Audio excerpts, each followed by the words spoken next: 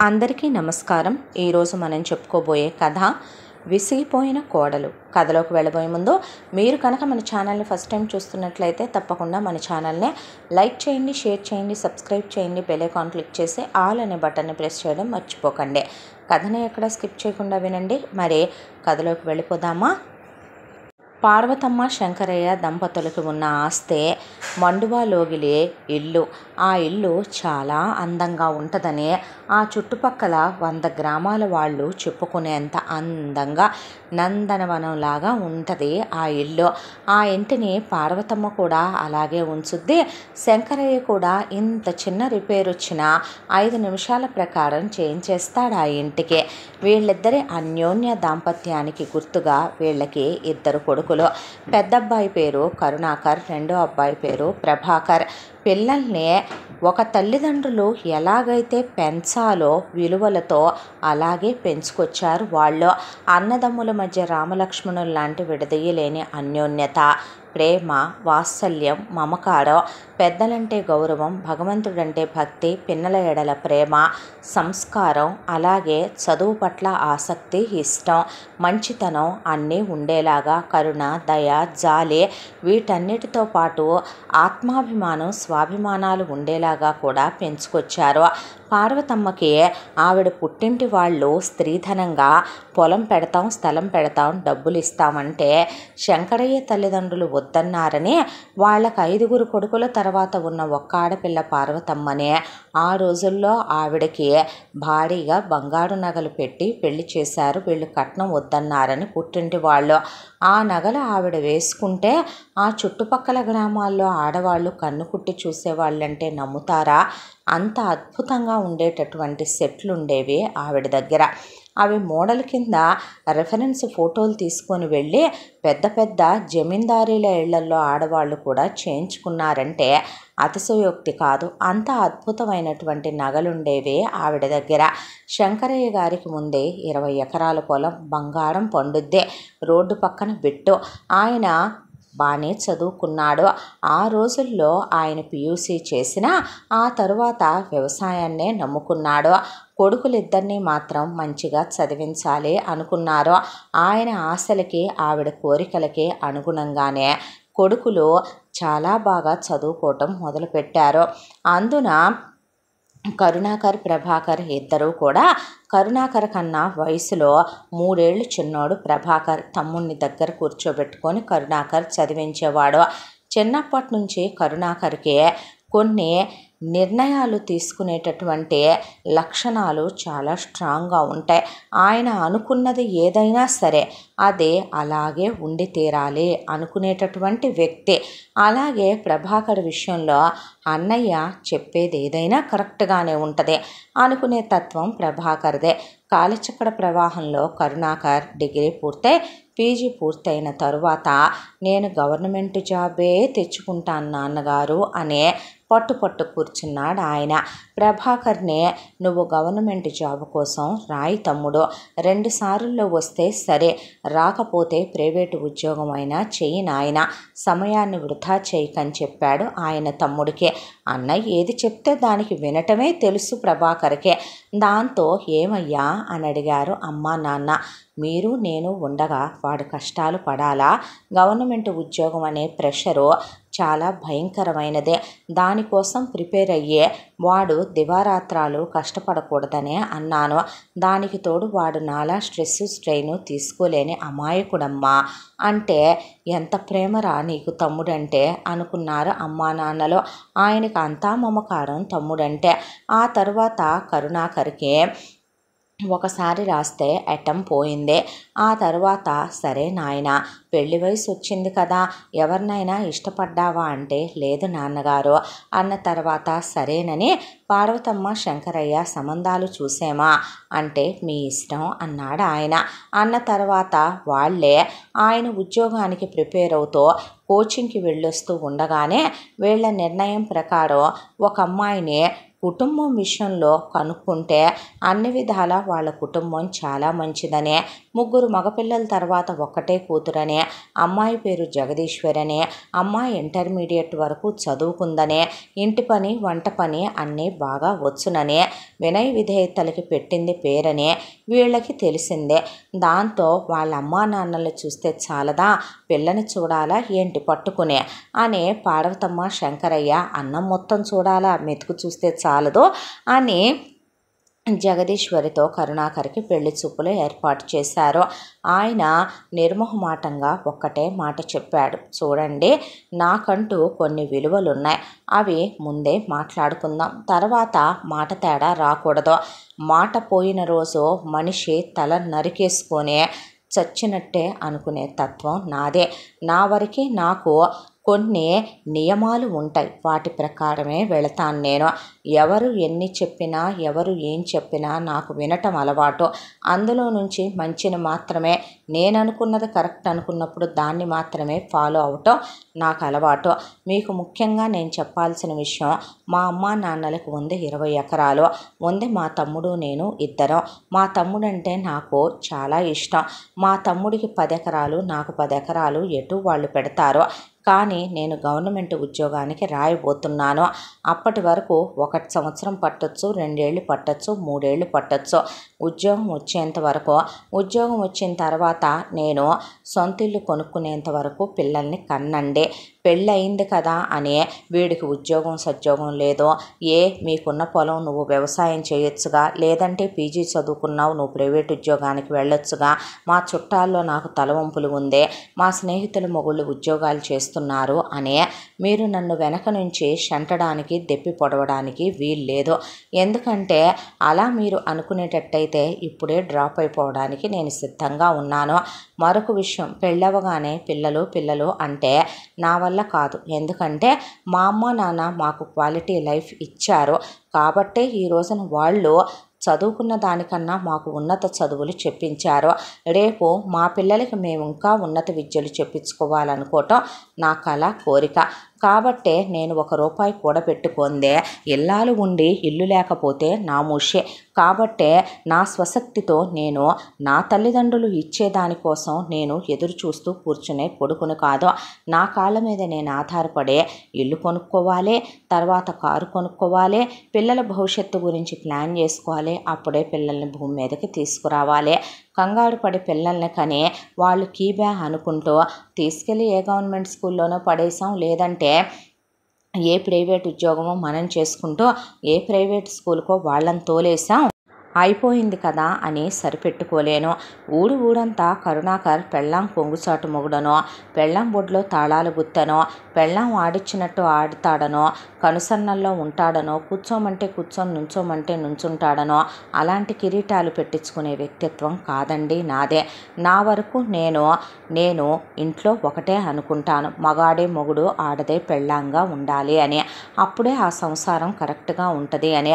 నేను బాధ్యతలు ఎరుగని భర్తనైతే నా భార్య బాధ్యత తెలుసుకునేటటువంటి ఇల్లాలిగా ఉండటంలో తప్పు లేదు. కానీ నాకు బాధ్యతలన్నీ తెలుసు.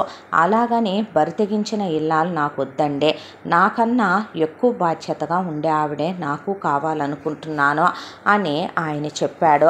దాంతో ఆవిడ, మీరు ఏం తప్పుగా మాట్లాడారని, మీరు చెప్పిందంతా కరెక్టే కదండి, మీరెలా అంటే అలాగే, నాకు తెలిసిందల్లా ఒక్కటే, అమ్మ నాన్న చెప్పింది వింటూ పెరిగాను.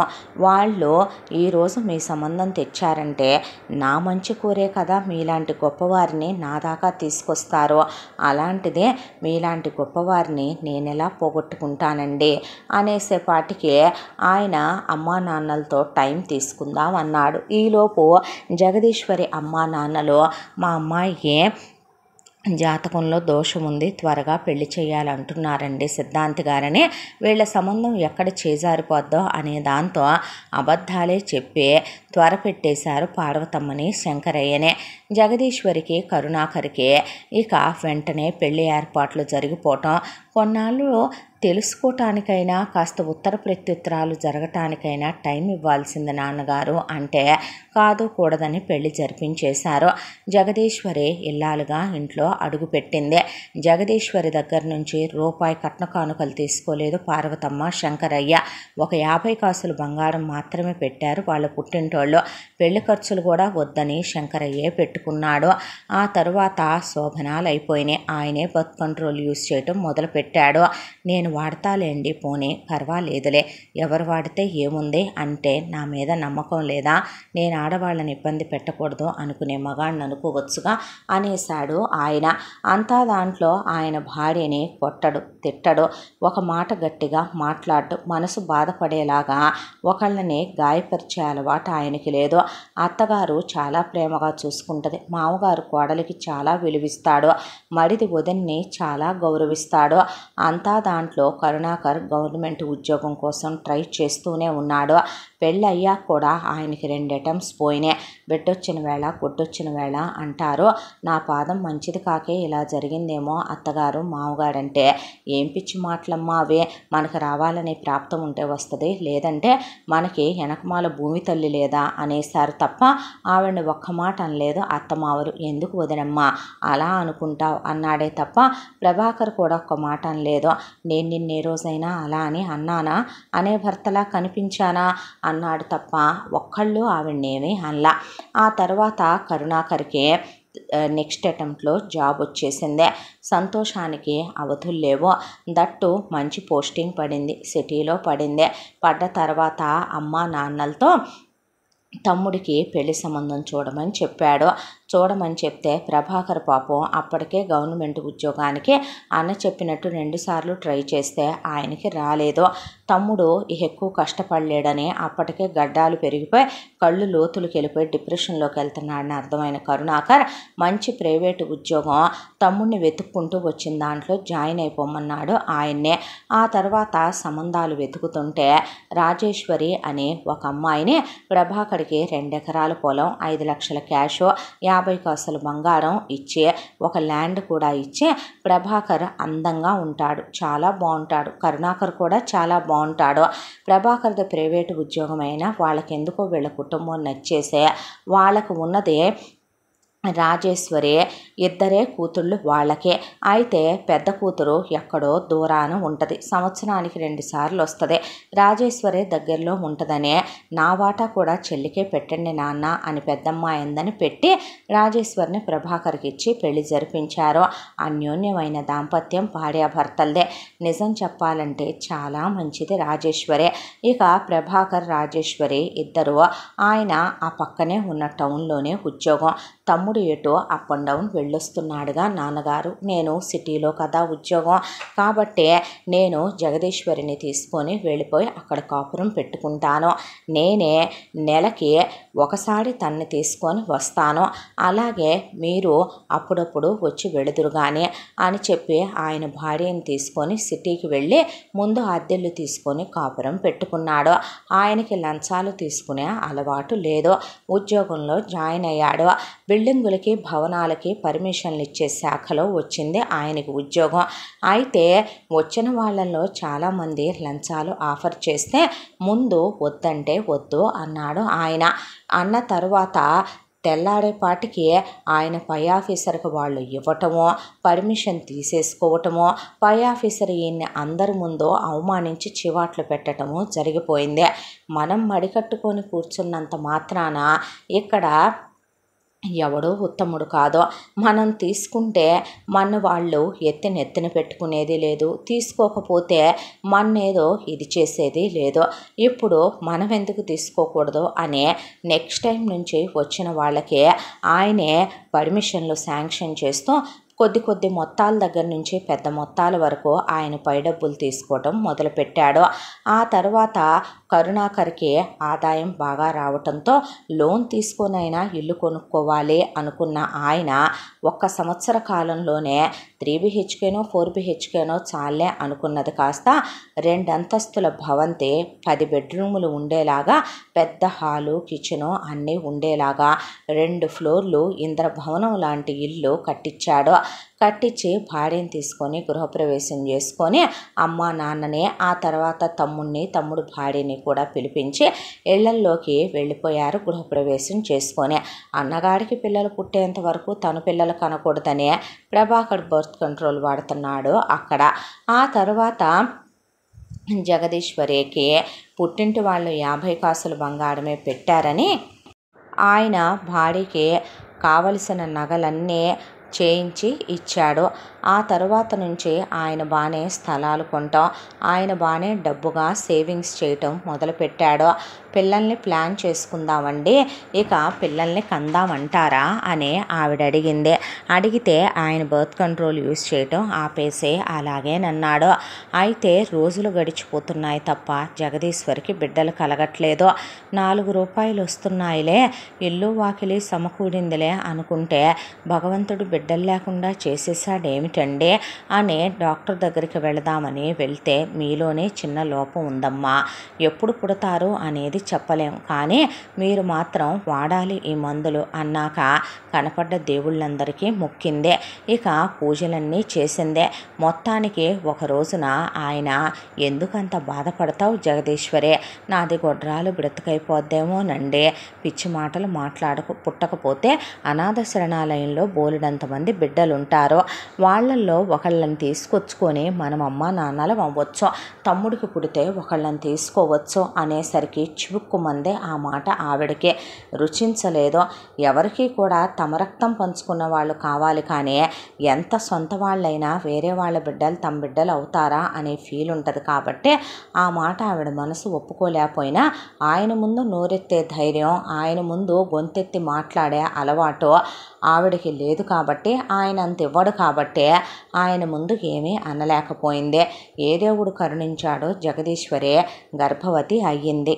తన కడుపుని తనే అపురూపంగా చూసుకుంటూ, అత్తగారు రమ్మంటే ఆ ఊళ్ళో ఫెసిలిటీస్ ఉండవని, అమ్మగారు వాళ్ళు రమ్మంటే ఉండవని, చాలా పెద్ద హాస్పిటల్లో ఆయన బాగానే సంపాదిస్తున్నాడు. కాబట్టి అసలు కారులో తప్ప కాలు కింద పెట్టనివ్వకుండా ఆవిడ దగ్గర ఆయన మనిషిని పెట్టాడు. మధ్యలో అత్తగారు వచ్చి వెళుతోంది, నచ్చినవి వండి పెడుతోంది, తోడుకోళ్ళు వచ్చి వెళ్ళింది, ఆ తర్వాత అమ్మగారు వాళ్ళు వచ్చి వెళ్ళారు, వదినలు వచ్చి వెళ్ళారు, అందరూ నచ్చినవన్నీ తెచ్చి పెడుతున్నారు. ఆరంగా తింటోంది జగదీశ్వరే. ఇక ఆ తర్వాత ఘనంగా పుట్టింటి సీమంతం చేయించుకుంది, అత్తింటి సీమంతం చేయించుకుంది. తన పొట్టని ఎంతో అపురూపంగా చూసుకుంటూ, పొట్టలో ఉన్న బిడ్డకి ఎన్నో మాటలు చెప్తూ ముద్దులు పెట్టుకుంటూ, స్నానం చేసేటప్పుడు కూడా చాలాసేపు అపురూపంగా ఆ పొట్టని అలా రుద్దుకుంటూ ముద్దులు పెట్టుకుంటూ మాట్లాడుకునేదే. 9వ నెల అయిపోయిన తర్వాత ఒక రోజున నొప్పులు రావటంతో వెంటనే హాస్పిటల్ తీసుకెళ్తే డెలివరీ అయ్యి బాబు పుట్టాడు. చూడటానికి చాలా అందంగా కరుణాకర్ నోట్లో నుంచి జిరాక్స్ తీసినట్టే ఉన్నాడు ఆ కొడుకు. ఇక కొడుకు పుట్టాడు అనేసరికి జగదీశ్వరి చాలా సంతోషపడిపోతే, ఈలోపు డాక్టర్స్ క్రిటికల్ డెలివరీ అయ్యిందని, లేట్ డెలివరీ కావటం వల్ల ఆవిడకి గర్భసంచిలో ప్రాబ్లం ఉండటం వల్ల రిమూవ్ చేయాల్సి వచ్చిందని చెప్పటంతో ఒక్కడైనా వారసుడు పుట్టాళ్ళెమ్మనమని ఆయన ఆనందపడ్డాడు. అత్తామామలు, చాలేమ్మా ఇంటికి మనవడో, ఏమైంది, భగవంతుడిచ్చిందే వరప్రసాదం అంటే రాజేశ్వరి ప్రభాకర్ కానీ జగదీశ్వరి పుట్టింటి వాళ్ళు కానీ పిల్లాడెంతో ముద్దుగా ఉన్నాడని దగ్గరికి తీసుకున్నారు. హేమంత ఋతువులో పుట్టాడు కాబట్టి పిల్లాడి పేరు హేమంత్ అని పెట్టారు. ఆ తర్వాత పిల్లాడిని ఇక జగదీశ్వరి ఒళ్ళో కూర్చోబెట్టుకొని పిల్లాడిని అరికాళ్ళు కందుతాయేమోనని అసలు కాళ్ళు కందనిచ్చేది కాదు. ఆయన మాత్రం చాలా క్రమశిక్షణగా, చాలా స్ట్రిక్ట్గా పెంచాలి అన్నట్టే ఆయన ధోరణి ఉండేదే. ఆయన మగపిల్లాడైనా ఆడపిల్లైనా వాళ్ళకి చెప్పాల్సినవి చెప్పాలి, నేర్పాల్సినవి నేర్పాలి, లేకపోతే గారాబంలో పిల్లలు చెడిపోతారు అనేదే ఆయన ఉద్దేశం. ఈలోపు ప్రభాకర్కి 2 ఆడపిల్లలు పుట్టారు. భవిత, సమత అనే పిల్లల పేర్లు పెట్టుకున్నారు. ఆపరేషన్ అయిపోయింది రాజేశ్వరికి కూడా. ఎంతైనా తను కొడుకును కంది, తోడుకోడలకు ఆ రాత రాయలేదే దేవుడు అని మనసులో అనిపించిన పైకి అసలు జగదీశ్వరి ఏమీ అనదు. కాబట్టి ఆ విషయం జగదీశ్వరి అంతరాత్మకి జగదీశ్వరికి మాత్రమే తెలిసిన నిజాలవే. ఆ తర్వాత పిల్లాడికి 10 ఏళ్ల వయసు వచ్చేపాటికి ఆయన ది బెస్ట్ స్కూల్ చూసే ఆ స్కూల్లో వేసే పిల్లాడిని చదువు అనేది జీవితానికి ఎంత ఇంపార్టెంటో, చదువుకోవాలని, గొప్ప స్థాయికి ఎదగాలని, వెనకమాల నేనున్నాను, నేనేదో సంపాదిస్తాను, నేనేదో ఇస్తానని కాదు, రేపొద్దున నువ్వు పెరిగి పెద్దవాడివయ్యాక నీ కాళ్ళ మీద నువ్వు ఆధారపడాలి, నిన్ను నమ్మి ఒక అమ్మాయి భారీగా వస్తే ఆ అమ్మాయికి 3 పూట్ల కడుపు నిండా తిండి పెట్టగలిగిన సమర్థత నీలో ఉండాలని కొడుకు ఆయన చిన్నప్పటి నుంచే చెప్పేవాడు.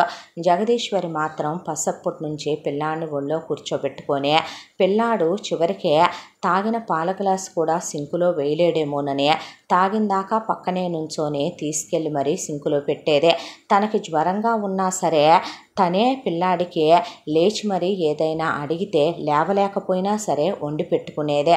పిల్లాడికి సంబంధించిన ప్రతిదీ తనే చూస్తూ పిల్లాడికి అడుగులకి మడుగులొత్తుతో వాడి కాళ్ళు కందిపోతాయేమోనని వాడికి చిన్న విషయంలో ఇదైనా కూడా తల్లడిల్లిపోతూ ఉండేది తను. పిల్లాడు ఏదంటే అదే 5 నిమిషాల్లో ఎంతంటే అంత పాకెట్ మనీ ఇచ్చి పంపించేసేది. ఆ విషయాలు ఆయనకి చెప్పేది కాదు. పిల్లాడు ఏ సైకిల్ కావాలంటే అది దొంగచాటుగా కొనిపెట్టేదే, ఏ బట్టలు కావాలంటే అవే వాడినే సెలెక్ట్ చేసుకొని కొనుక్కోమనేదే. బూట్ల దగ్గర నుంచి ప్రతి ఒక్కటి కూడా ఇక తను వెంట తీసుకెళ్ళి పిల్లాడిని వాడికి నచ్చినట్టు ఉండమనమని పెంచుకొస్తూ ఉండేది జగదీశ్వరే. కరుణాకర్ మాత్రం క్రమశిక్షణతోనే పెంచేవాడు ఆయన. అంతా దాంట్లో హేమంత్కి తండ్రి కన్నా తల్లి అంటే విపరీతమైన ఇష్టం కూడా చాలా చాలా చాలా ఇష్టం. ఎవరైనా అమ్మిష్టమా నాన్నిష్టమా అంటే అమ్మంటే ప్రాణమని, నాన్నంటే ఇష్టమని ఒక మాటలో చెప్పేసేవాడు. ఆ తర్వాత పిల్లాడికి 10 ఏళ్ళు దాటి 11వ ఏడు రాగానే ఇక పార్వతమ్మకి శంకరయ్యకి ఆరోగ్యం బాగోట్లేదని చెప్పి కబురు పెట్టాడు ప్రభాకర్ కరుణాకర్ వాళ్ళని రమ్మనమని. దాంతో ఉన్న ఆస్తిని చెరిసగం రాద్దామని రమ్మన్నామయ్యా అంటే, నాన్న ఒక మాట చెప్పమంటారా, నా పరిస్థితి భగవంతుడి దయ వల్ల నాకుంది గవర్నమెంట్ ఉద్యోగం, పై డబ్బులు బాగానే వస్తున్నాయి. వీడి పుట్టడం ఆలస్యం అవటం వల్ల నేను స్థలాలని నేను అవని ఇవని బాగానే పై డబ్బులు పోగు చేసి ఉంచాను సేవింగ్స్లో. తమ్ముడిది ప్రైవేట్ ఉద్యోగం, పైగా వాడికి ఉంది 2 కూతుళ్ళు. నువ్వు ఆ 20 ఎకరాల పొలం తమ్ముడికే రాసే నాన్న, నాకు ఈ ఇల్లు మాత్రం మీ జ్ఞాపకార్థంగా రాయండి చాలు అనేపాటికి జగదీశ్వరి గొంతులో పచ్చి వెలక్కాయ అడ్డం పడిపోయింది. ఆయన ముందు గొంతెత్తిందా గొంతులో గిలక్కాయ తీసేస్తాడు ఆయన. దాంతో నోరెత్తక ఇక మౌనంగా నిలబడిపోయింది. అది కాదయ్యా అంటే, నేను చెప్పింది వినండి నాన్న అనేసేపాటికి అక్కడికక్కడే కరణం గారిని పిలిపించి ప్రభాకర్ పేరిట 20 ఎకరాలు రిజిస్టర్ చేయించేసి ఇల్లు కరుణాకర్ పేరు మీద రాయించారు పార్వతమ్మ శంకరయ్య. అంతే, కళ్ళల్లో నుంచి వస్తున్నటువంటి గంగనే కళ్ళల్లోనే తొక్కేసింది జగదీశ్వరే. రాజేశ్వరి కరుణాకర్ కాళ్ళ మీద పడి దండం పెట్టుకోబోతే, ఏంటమ్మా ఈ పనులు అన్నాడు ఆయన. నీ రుణం తీర్చుకోలేనన్నయ్యా అన్నాక పిల్లలు కూడా పెదనాన్న అనుకుంటూ ఆయన దగ్గరకు వచ్చేపాటికి, వీళ్ళ చదువుల బాధ్యత నాదే, వీళ్ళని పెద్ద అయ్యేంత వరకు ఏం చదువుకుంటానంటే అది ఓ గ్రేడ్ స్కూల్లో ఎన్ని లక్షల ఫీజులైనా కట్టి నేను చదివిస్తానని అమ్మా నాన్న మీద ప్రమాణం చేసి చెప్తున్నాను. ఇది నా మాట ఎవరు తీసేయటానికి వీల్లేదు.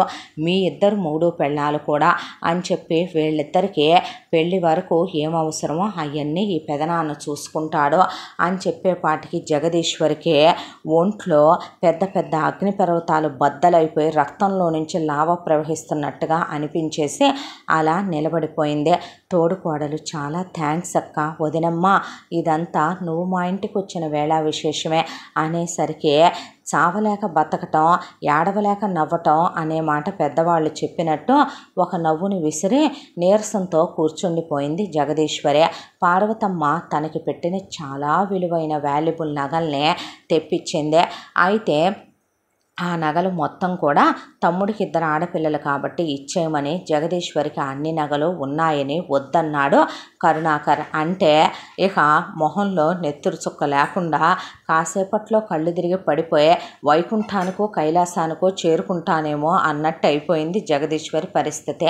అలా కాదులే నాయన అని పార్వతమ్మ ఆ నగల్ని అలా పెట్టి 2 వాటాలు వేసిందే. ఆ 2 వాటాల్లో కూడా ముందు ఒక వాటాని జగదీశ్వరి చేతికిచ్చి, ఇవి నీకు కాదు, రేపు మా హేమంత్ గాడికి భార్య వస్తుంది కదా, ఆ అమ్మాయికి ఈ బామ్మ ఇచ్చిన జ్ఞాపకార్థం అని చెప్పి ఇవ్వమ్మా, మర్చిపోకు నాయన అంటే, అప్పుడు దాని దగ్గర ఎందుకమ్మా, నేను జాగ్రత్త చేస్తానులే, జగదీశ్వరి అంత పెద్ద బాధ్యతలు మోయటం అలవాటున్న మనిషి కాదని నేను లాకర్లో పెడతానులే, నీ జ్ఞాపకార్థం నేను ఇస్తానని ఆయన తీసేసుకున్నాడు ఆ బాక్సు. దాంతో జగదీశ్వరి కళ్ళల్లో నుంచి వచ్చే కన్నీటిని గుండెల్లో తొక్కేసినప్పుడు ఎలా ఉంటాడో ఓ మనిషి అలా కూర్చుండిపోయింది.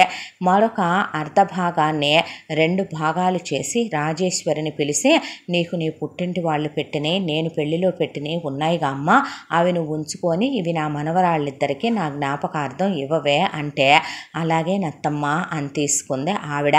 ఆ తర్వాత వాళ్ళిద్దరూ కాలం చేయటం, ఇక తల్లికి తమ్ముడు తండ్రికి ఈయన కర్మకాండలు చేయటం అయిపోయిన తర్వాత అంతా దాంట్లో ప్రభాకర్కి వచ్చిన దాన్ని కరుణాకర్ పోగొట్టుకున్న దాన్ని ఏమీ లేదు.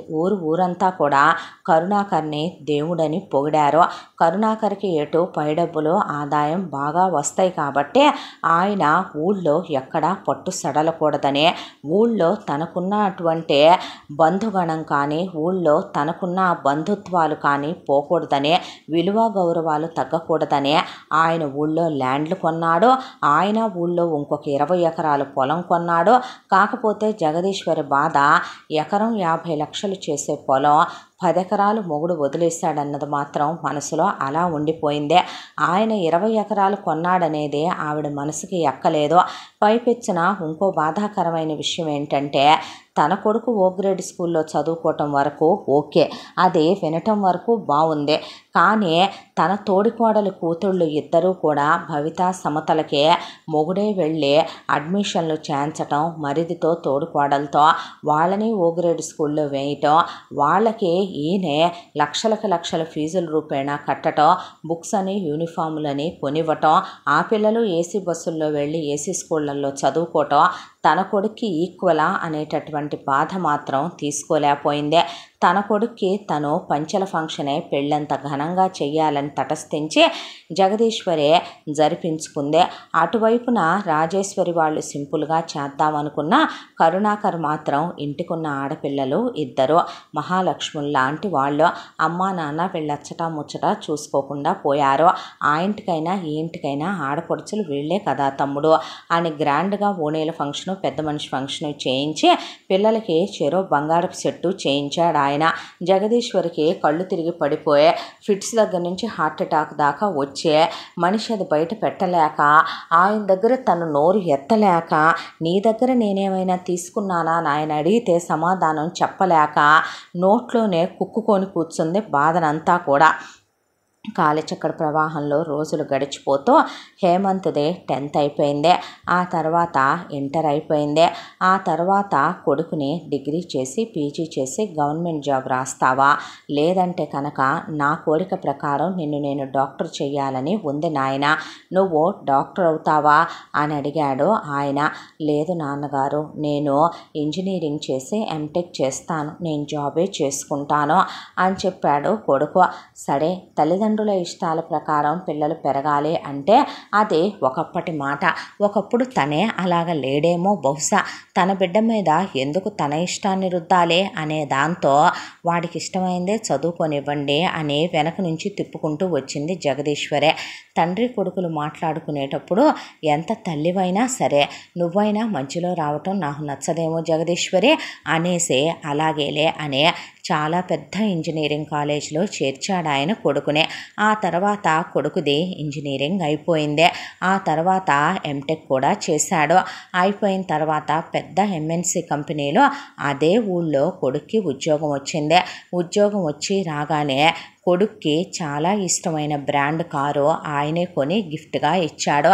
దానికి తోడు కొడుకు పుట్టినరోజు వచ్చిందని ప్లాటినంది డైమండ్స్ పొదిగిన కడియం చేతికి, దాంతోపాటు platinum ring, chain, branded watch కొనిచ్చి మా అప్పుడంటే బంగారాలు పులిగోరులు వేసేవాళ్ళు, ఇప్పుడు మీదంతా న్యూ ట్రెండ్ కదరా, జడ్జన్ కదా మీరు అని నవ్వేశాడు కరుణాకర్. ఆ తర్వాత ఇక కొడుకు ఉద్యోగానికి వెళ్ళి రావటం మొదలుపెట్టాడు. ఈలోపు ఆయన తమ్ముడు కూతుళ్ళిద్దరూ కూడా ఆయన కళని నిజం చేస్తూ ఒక పిల్ల గవర్నమెంట్ జాబ్కి, ఒక పిల్ల MBBS చదువుతామని వాళ్ళు ప్రిపేర్ అయిపోవటం మొదలుపెట్టారు. అయితే ఆ గవర్నమెంట్ జాబ్ కూడా IAS అవుతానని ఒక అమ్మాయి, MBBSలో MD చేసిన తర్వాత చాలా గొప్ప హార్ట్ డాక్టర్ అవుతానని ఒక అమ్మాయి చెప్పేపాటికి పొంగిపోయి ఆయన మీ ఇష్టం వచ్చింది చదువుకోండమ్మా అనేపాటికి జగదీశ్వరికి గుండె మండిపోయి ఆ మంటని పైకి కనపడివ్వకుండా తొక్కేసేదే. ఎన్నాళ్ళుగా తల్లిదండ్రులు పోయి ఇన్నేళ్ళైనా అన్నదమ్ముల మధ్య ప్రేమానురాగాలు ఏమాత్రం తగ్గల. రోజు ఫోన్ చేసి మాట్లాడుకుంటారు. ఈవినింగ్ జగదీశ్వరి మాట్లాడాలి రాజేశ్వరితో, నచ్చినా నచ్చకపోయినా, ఇష్టమున్నా లేకపోయినా హేమంత్ కూడా పలకరిస్తాడు, పలకరించాలి కూడా. ఆ తర్వాత వాళ్ళు ఆప్యాయంగా పలకరిస్తారు. అంతా దాంట్లో సంవత్సరానికి 6 సార్లు కలవాలి అన్నదమ్ములు ఒకళ్ళని ఒకళ్ళు, ప్రతి 2 నెలలకే 3 సార్లు వీళ్ళు వాళ్ళింటికి వెళ్ళి 10 రోజులు ఉండొస్తే 3 సార్లు వాళ్ళు వీళ్ళింటికి వచ్చి 10 రోజులు ఉండి వెళతారు. అంతా దాంట్లో కూడా జగదీశ్వరి కష్టపడిపోయేది ఏమీ ఉండదో. వాళ్ళు వస్తే రాజేశ్వరి అసలు జగదీశ్వరిని ఎంత పని చేయనివ్వదో. అక్కడికి వెళ్ళి జగదీశ్వరి కష్టపడేది ఏముండదో. అక్కడికి వెళ్ళినా రాజేశ్వరి ఆప్యాయంగా అవని ఇవని వండి పెట్టి ఎంతో మమకారంగా ఆప్యాయంగా చూసుకుంటుంది జగదీశ్వరిని. అబ్బాయికి పెళ్లి చేయరా అని అందరూ అనటంతో ఎవరినైనా ప్రేమించావట్రా అని అడిగాడు కరుణాకర్ హేమంత్ని. లేదు నాన్నగారు, ఎవరు కరెక్ట్ అని నాకు అనిపించలేదు నాన్న అంటే, ప్రేమాయణాలేమైనా? చచ్చ అలాంటివేమీ లేవు నాన్న, ఉంటే మీకు అమ్మకి చెప్పకుండా ఉంటానా అన్నాడు హేమంత్. కొడుకు మీద ఆయనకి చాలా ప్రేమతో పాటు నమ్మకం, విలువ కూడా ఉంటాయి. అయితే జగదీశ్వరి ఎంత గారాబం చేస్తుందో ఆయన గమనిస్తూనే ఉంటాడు. వయసుకు వచ్చిన మగపిల్లలు అందరిలాగా కొడుకు స్మోకింగ్కి, డ్రింకింగ్కి, అమ్మాయిలకి, పబ్బులకి, క్లబ్బులకి ఎలా ఏమైనా అలవాటు అవుతున్నాడా అని. కొడుకు అలాంటి వ్యసనాలు ఏవీ ఉండవు. ఫోనుల్లో కూడా వాళ్ళతో వీళ్ళతో మాట్లాడటం, ఫేస్బుక్ చాటింగ్లు, వాట్సాప్లు, స్నాప్చాట్లు ఇలాంటి వాటికి దూరంగానే ఉంటాడు ఒక రకంగా హేమంత్. మంచిదేగా వాడు మంచిగా పెరిగితే అనుకుంటాడు ఆయన. ఇక ఇదంతా ఆయన క్రమశిక్షణ వల్లే, అది ఒప్పుకోవాల్సిన నిజం. ఎందుకంటే తప్పు చేస్తే ఆయన తాట తీసేస్తాడనే, అవతల ఉన్నవాడు ఎవరైనా సరే నిలదీసి ప్రశ్నిస్తాడనే, ఆ భగవంతుడు క్వశ్చన్స్ వేస్తే మనం ఎలా ఆన్సర్స్ చెప్పలేమో కరుణాకర్ అడిగేవి కూడా అలాగే ఉంటాయి. కాబట్టి కొడుకు తప్పుడు పనులు చేసే ధైర్యం చేయడు.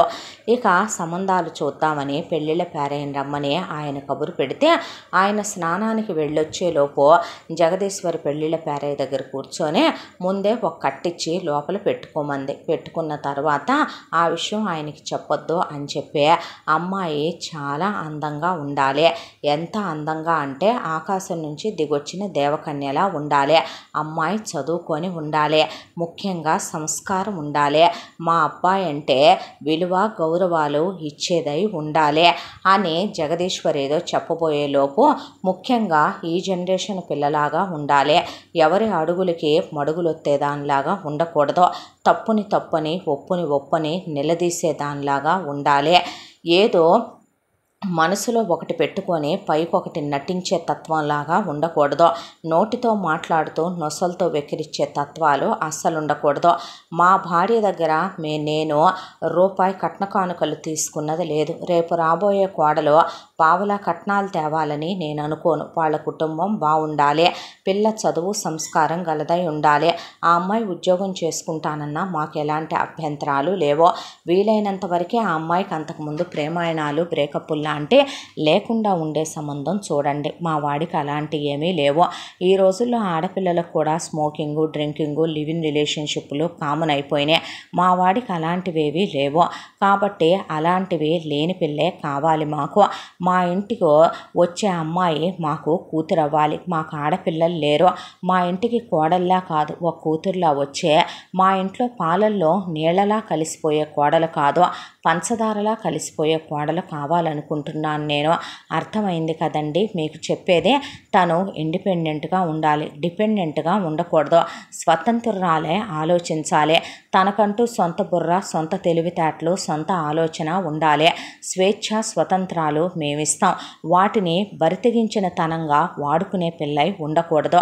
ఫ్రీడమ్ ఇస్తున్నారు కదా అని చెప్పి హద్దులు దాటేసి వాటిని ఎలాగైనా విచ్చలవిడిగా వాడుకోవచ్చు అనుకోకుండా ఆ ఫ్రీడమ్ను కూడా సంతృప్తికరంగా వాడుకునే పిల్లై ఉండాలి. మా విలువ గౌరవాలు పెంచేదై ఉండాలి. మమ్మల్ని దిగజార్చేది కాకూడదు అని చెప్పాడు కరుణాకర్.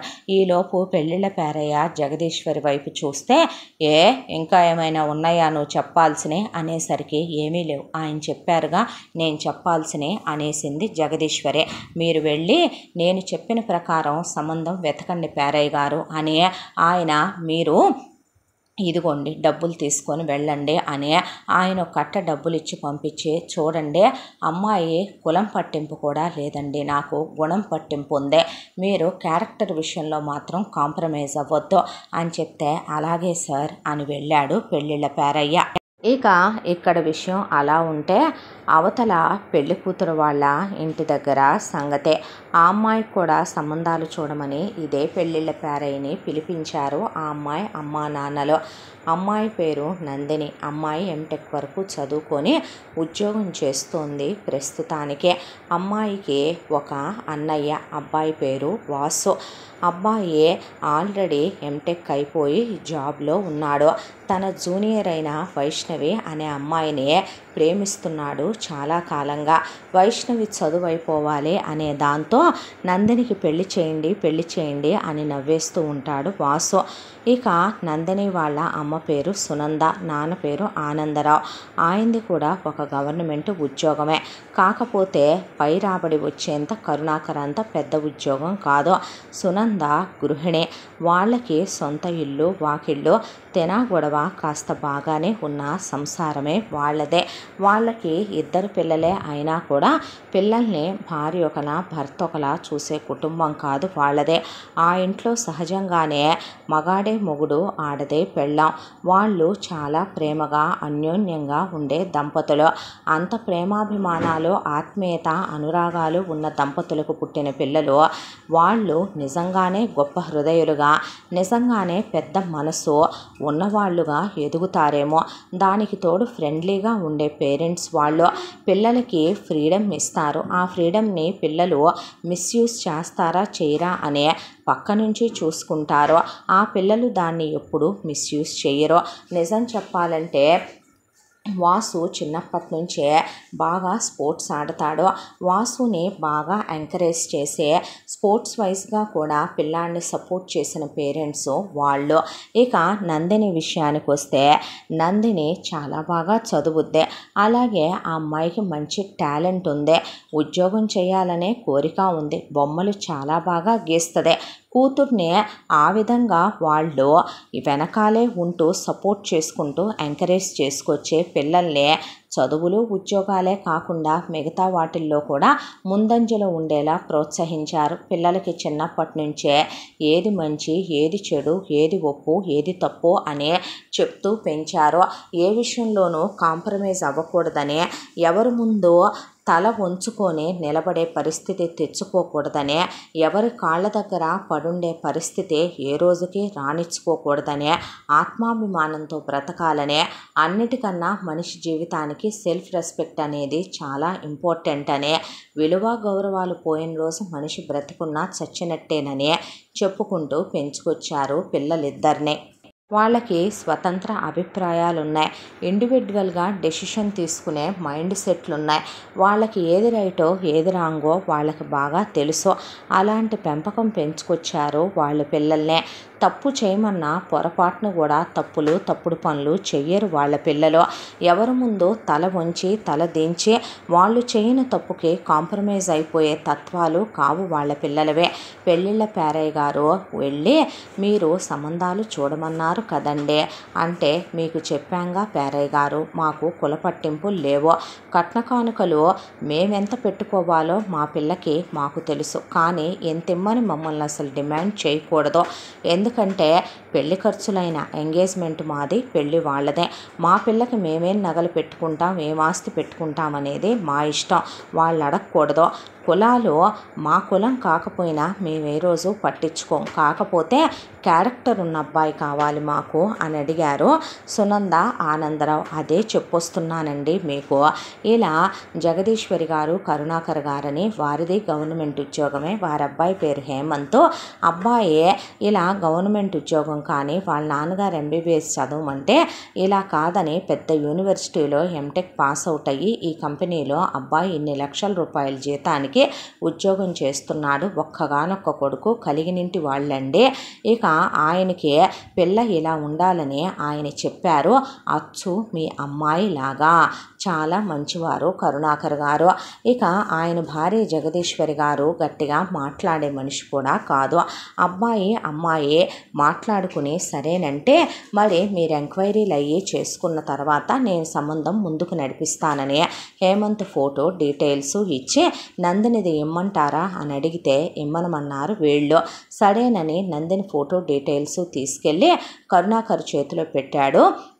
పెళ్ళిళ్ళ పేరయ్య హేమంత్ని పిలిచి ఈ అమ్మాయిని ఒకసారి చూడరా అన్న తర్వాత, ఒకసారి మాట్లాడతాను నాన్న అన్న తర్వాత, ముందు మనిషిని చూడు తర్వాత మాట్లాడదుగానిలే, మాట్లాడేటప్పుడు సంస్కారం విలువలు గుర్తుంచుకొని మాట్లాడు అన్నాక మీకు వారికి పెద్దగా కుల విభేదం లేదు కానీ ఒకటే కులాలు కాదండి అని చెప్పాడు పెళ్ళిళ్ళ పేరయ్య. దానిలో ఏముంది, నీకు ఓ విషయం చెప్పమంటావా, మనసు మంచిదవ్వాలి, ఒకే కులంలో ఉన్న వాళ్ళంతా ఉత్తములని ఎవడయ్యా చెప్పాడు నీకు అనేశాడు కరుణాకర్. ఆ తర్వాత హేమంత్కి నందినికి హేమంత్ నచ్చటం జరిగిపోయింది. వాళ్ళు వీళ్ళ అమ్మాయి గురించి, వీళ్ళు వాళ్ళ అబ్బాయి గురించి ఎంక్వైరీ చేసుకుంటే క్లీన్ చిట్ వచ్చింది. ఆ తర్వాత అమ్మాయి అబ్బాయి పెళ్లి చూపులు గట్రా ఇవన్నీ ఈ రోజుల్లో ఎందుకులే కానీ బయట కలిసి మాట్లాడు. ఆ అమ్మాయి ఏమీ సంతలో దున్నపోత కాదు కదా, ఆ రోజున మీ అమ్మతోనే నేను మాట్లాడి పెళ్లి చేసుకున్నాను, నువ్వు మాట్లాడి కొన్నాళ్ళు ట్రావెల్ చేసి డెసిషన్ తీసుకో అని చెప్పాడు కరుణాకర్. హేమంత్ వెళ్ళి నందినిని కలిశాడు. ఇద్దరు కాసేపు స్కూల్ ముచ్చట్లు, కాలేజీ ముచ్చట్లు, ఉద్యోగాల ముచ్చట్లు చెప్పుకున్న తర్వాత నేను ఉద్యోగం చేస్తానంటే మీకేమైనా ప్రాబ్లమా అని అడిగింది. అలాంటిదేమీ లేదు, నేను అమ్మాయిలు ఇండిపెండెంట్గా ఉండాలనుకునే వ్యక్తినేనండి, స్వతంత్రంగా ఉండటానికే ఇష్టపడతాను అని చెప్పాడు. ఆ తర్వాత ఇద్దరు కాసేపు అవి ఇవి ముచ్చటించుకున్నాక కొన్నాళ్ళు ట్రావెల్ చేసి డెసిషన్ చెప్దాము అని హెల్దీ ఫ్రెండ్లీ రిలేషన్షిప్ లాగా ఉందామని మాట్లాడుకొని ఒకళ్ళు ఫోన్ నెంబర్లు ఇన్స్టాగ్రామ్లో ఎక్స్చేంజ్ చేసుకుని వచ్చే అమ్మా నాన్నలకు ఆ విషయమే చెప్పారు.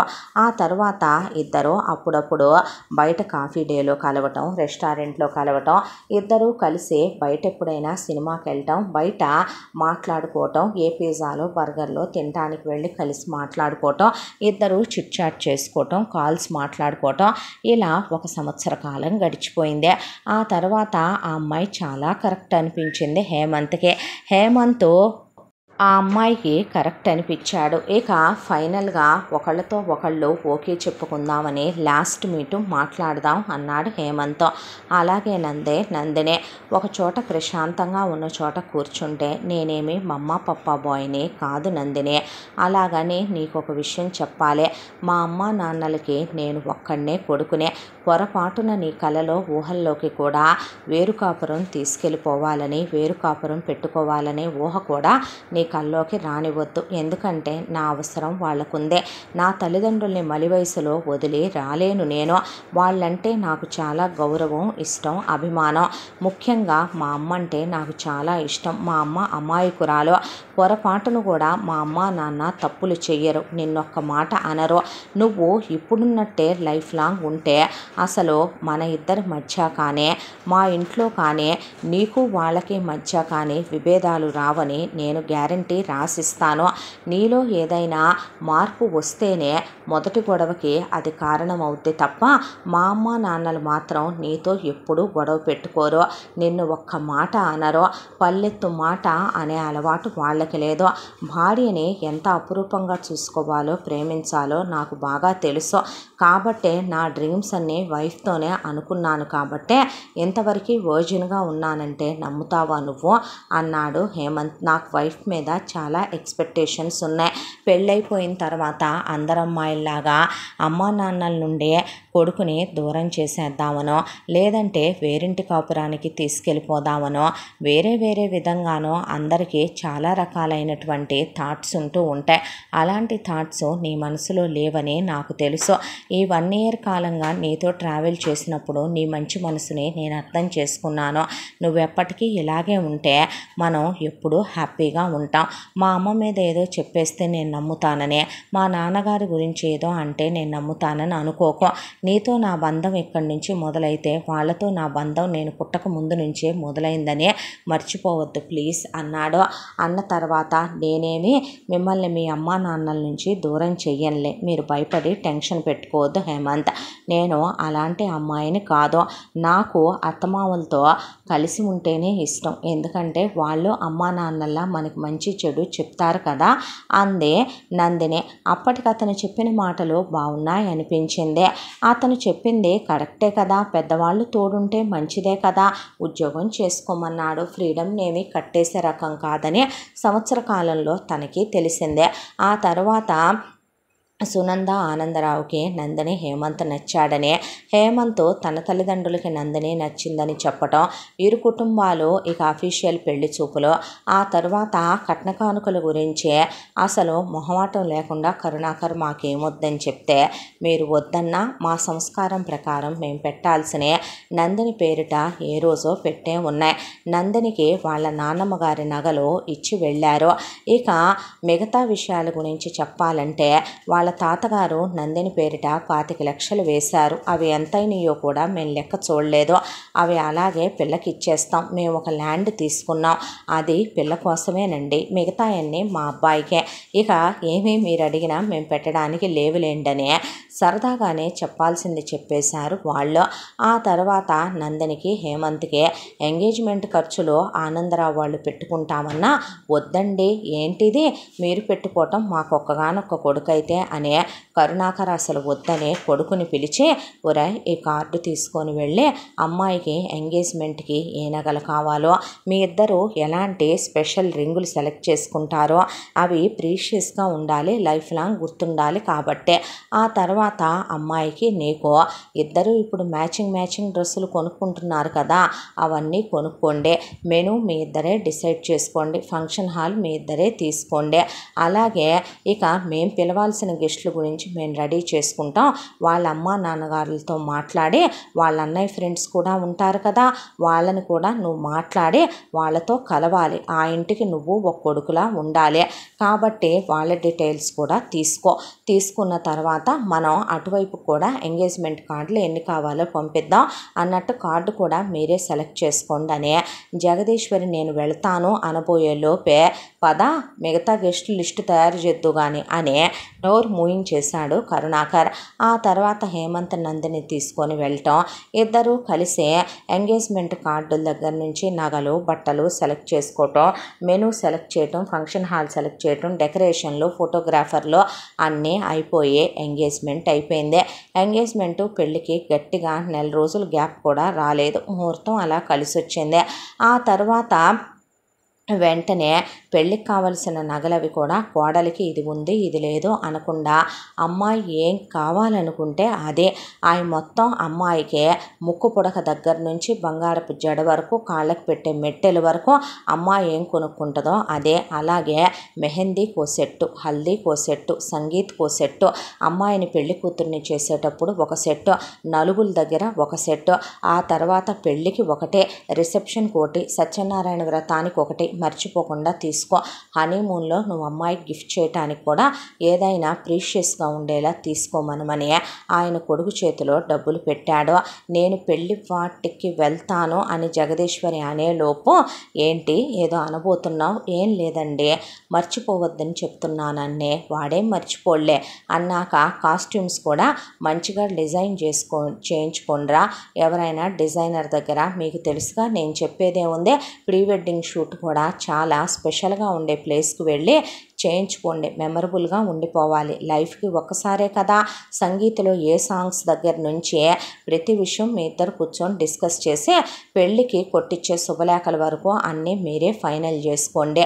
మీ ఫోటోలు వేయించాలా, క్వాలిఫికేషన్లు వేయించాలా అన్నీ మీరే ఫైనల్ చేసుకోవాలి అని మొత్తం పెత్తనం వాళ్ళిద్దరికీ అప్పచెప్పేశాడు కరుణాకర్. ఆ తర్వాత పెళ్ళి ఏర్పాట్లన్నీ అయిపోయినాయి. ధూమ్ధామ్గా పెళ్ళి జరిగిపోయింది. పెళ్ళైపోయిన తర్వాత కొడుకు కోడల్ని ఇక ఫస్ట్ నైట్లు అవి అయిన తర్వాత హనీమూన్కి ఎక్కడికి వెళ్ళాలో డిసైడ్ చేసుకుని వెళ్ళమని చెప్పాడు ఆయన. వెళ్ళే ముందే పిల్లల గురించి కూడా ప్లాన్ చేసుకోండిరా అన్న తర్వాత ఒక్క 3 years డాడీ అని చెప్పిన తర్వాత 3 కాకపోతే 30 years అది మీ ఇద్దరి ఇష్టం. పూర్తిగా అమ్మాయి మీద కూడా ఆధారపడి ఉంటుందని మర్చిపోకో. ఎందుకంటే బిడ్డని మోయడం కనడం అనేది తల్లికి సంబంధించిన విషయం. దాని మీద తండ్రి ఎలాంటి హక్కుదారుడు కాదు. అది గుర్తుపెట్టుకో అని చెప్పాడు ఆయన. హనీమూన్కి వెళ్ళొచ్చారు. అంతకుముందు చేసే కంపెనీ ఇప్పుడు ఉండే అత్తారింటికి దూరం కాబట్టి నందిని గృహప్రవేశం చేసి ఈ ఇంటికి రాకముందే ఉద్యోగానికి మాత్రం రాజీనామా ఇచ్చింది. ఇక్కడికి వచ్చాక ఇంకో ఉద్యోగం చూసుకోవచ్చులే అనుకుందే. హనీమూన్కి వెళ్ళి తిరిగి వచ్చిన తర్వాత హేమంత్ నిజంగానే తన్ని ఒక కంప్లీట్ హస్బెండ్గా చాలా ప్రేమగా చూసుకుంటాడు. మార్నింగే ఇద్దరు చాలా క్లోజ్ అవుతారు. కలిసి జాగింగ్కి వెళ్ళి వస్తారు. ఆ తర్వాత కలిసే బ్రేక్ఫాస్ట్ చేస్తారు. భార్యని దగ్గర తీసుకొని ముద్దు పెట్టుకొని అలా తను ఆఫీస్కి వెళ్ళిపోతాడు. తనకి ఫోన్స్ చేస్తాడు, మెసేజెస్ చేస్తాడు, మాట్లాడతాడు. మధ్యాహ్నం ఒక్కోసారి లంచ్కి ఇంటికే వస్తాడు. ఒక్కోసారి తన్నే తీసుకొని ఆఫీస్కి రమ్మనమని ఇద్దరు లంచ్ చేశాక బయటికి వెళ్తూ ఉంటారు. ఒక్కోసారి సాయంత్రం చాలా ఎర్లీగా వస్తాడు. రోజు సినిమాకనో షాపింగ్కనో దేనికో దానికి బయటికి తీసుకెళ్తూనే ఉంటాడు. ఏదో ఒక గిఫ్ట్లు తెస్తాడు, సర్ప్రైజులు చేస్తాడు, ఆట పట్టిస్తాడు, నవ్విస్తాడు. ఇక నైట్ అయితే ఒక పట్టాన అసలు తన్ని వదిలిపెట్టాడు. చాలా ప్రేమగా చూసుకుంటాడు. చాలా రొమాంటిక్గా క్లోజ్ అవుతాడు. నిజం చెప్పాలంటే హేమంత్కి నిజంగానే వైఫ్ మీద ఎక్స్పెక్టేషన్స్ చాలా ఎక్కువ. దాంతో భార్యతో చాలా కోరికలు ఉండిపోయిన ఒక మగాడు ఎలా ఆమెతో అనుభవాలు పంచుకొని ప్రేమను పంచుకుంటాడో అలా తన మనసుని ఆమెతో చాలా క్లోజ్గా షేర్ చేసుకుంటాడు, శరీరంతో సహా హేమంత్తో. ఇక అతని గుండెల మీదే ఆమెను పడుకోబెట్టుకుంటాడు. ఇలా ఒక 1 రోజుల కాలం గడిచిపోయింది.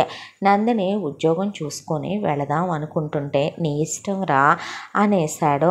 ఇక మామగారి విషయానికి వస్తే ఆయన్ని గురించి చెప్పాలంటే దేవుడితో సమానమైన మనిషి. కోడల్ని కూర్చోబెట్టుకొని ఆ అమ్మాయి తల మీద చెయ్యేసి నిమిరే ఆ అమ్మాయి కోసం రోజు ఏదో ఒక వస్తువుని కొనుక్కొస్తూ అది తినమ్మా ఇది తినమ్మా అని ఆ అమ్మాయి అలా ఇంట్లో గలగలా మాట్లాడుతూ సరదాగా నడుస్తూ తిరుగుతుంటే ఆయనకి ఎంతో సంతృప్తిగా ఉండే ఆ అమ్మాయిని సరదాగా పలకరించి ఇది తల్లి అది తల్లి అని చాలా ఆప్యాయంగా పలకరిస్తాడు ఆయన. అమ్మా నాన్నలకు ఫోన్ చేసి చాలా హ్యాపీగా ఉన్నానని, అన్నయ్యతో కూడా చాలా సంతోషంగా ఉన్నానని చెప్పింది. ఈలోగా వాసు తన జూనియర్ అయిన వైష్ణవి చదువు అయిపోవటం, ఆ తర్వాత ఇంట్లో సునంద ఆనందరావులకి చెప్పటం. వైష్ణవి వాసు కన్నా వయసులో చిన్నదే. ఇక నిజంగా చెప్పాలంటే నందిని కన్నా కూడా చిన్నదే. వాళ్ళ కుటుంబం చాలా మధ్యతరగతి కుటుంబం. ఏమీ కట్న కానుకలు ఇచ్చుకోలేరు. వీళ్ళు అసలు అడగలేదు కూడా. నిజంగా సునంద ఎంత గట్టి మనిషి అంటే కోడల్ని కూతురు కన్నా ఎక్కువ ప్రేమగా చూసుకొని ప్రతి విషయంలో ఆ అమ్మాయిని వెనకేసుకొచ్చి కొడుకునే 2 మాటలు అంటారేమో కానీ కోడల్ని ఒక్క మాట కూడా అనరు. ఆ అమ్మాయిని చిన్న పని కూడా చేయనివ్వదు సునంద. ఆనందరావు అయితే కోడల్ని నెత్తిన పెట్టుకొని చూసుకుంటాడు. తమ కూతురు ఒక ఇంట్లో సంతోషంగా ఉండాలంటే ఒక ఇంటి కూతురు తమ్మింటికి వచ్చినప్పుడు తాము ఎంతో సంస్కారంగా చూసుకోవాలి అనుకునే వ్యక్తిత్వం వాళ్ళ భార్యాభర్తలదే. వాసు వైష్ణవి తనకన్నా చిన్నదని, భయస్థురాలని, పిరికిదని అతనికి తెలుసు. దాంతో ఏ విషయం గట్టిగా చెప్పకూడదు, చెప్తే సెన్సిటివ్ కాబట్టి హర్ట్ అయిపోద్దని చాలా ప్రేమగా చూసుకుంటాడు వాసు కూడా. ఇక వీళ్ళిద్దరికీ పెళ్ళి అని చెప్పి అన్నప్పుడు హేమంత్, నందిని, జగదీశ్వరి, కరుణాకర్ వెళ్ళారు. వెళ్ళేటప్పుడు కరుణాకర్ ఆ అమ్మాయికి వాసుకి కలిపి బంగారపు వస్తువు తీసుకుని ఆ అమ్మాయికి ఒక నెక్లెస్ సెట్టు, వాసుకి ఒక చైను తీసుకొని ఇమ్మనమని హేమంత్, నందినినేమో వాళ్ళు హనీమూన్ టికెట్స్ తీసుకొని ఇచ్చారు. అలా ఆ పెళ్ళికి వెళ్ళి రావటమే. కూతురు అల్లుడితో సంతోషంగా ఉంది, కొడుకు కోళ్ళు ఆనందంగా ఉన్నారు. ఇంకేం కావాలి అనే ప్రశాంతపడ్డాయి ఆ అమ్మాయి పుట్టింటి వాళ్ళ మనసులో. ఉద్యోగం చూసుకుందాం కదా అనుకుంటూ అప్లై చేద్దాం అని కొత్తగా పెళ్ళయింది కదా, 1 నెలకి చేద్దాంలే 2 నెలలకి చేద్దాంలే అని కొంచెం నెగ్లిజెన్సీ వచ్చింది నందినిలో. ఒకరోజు ఎప్పట్లాగానే మామగారు భర్త ఆఫీసులకు వెళ్ళిపోయారు. సోఫాలో కూర్చొని టీవీ చూస్తోంది నందిని. వచ్చి అని ఎదురుగా కూర్చుంది జగదీశ్వరిని చూసి నవ్వింది నందిని.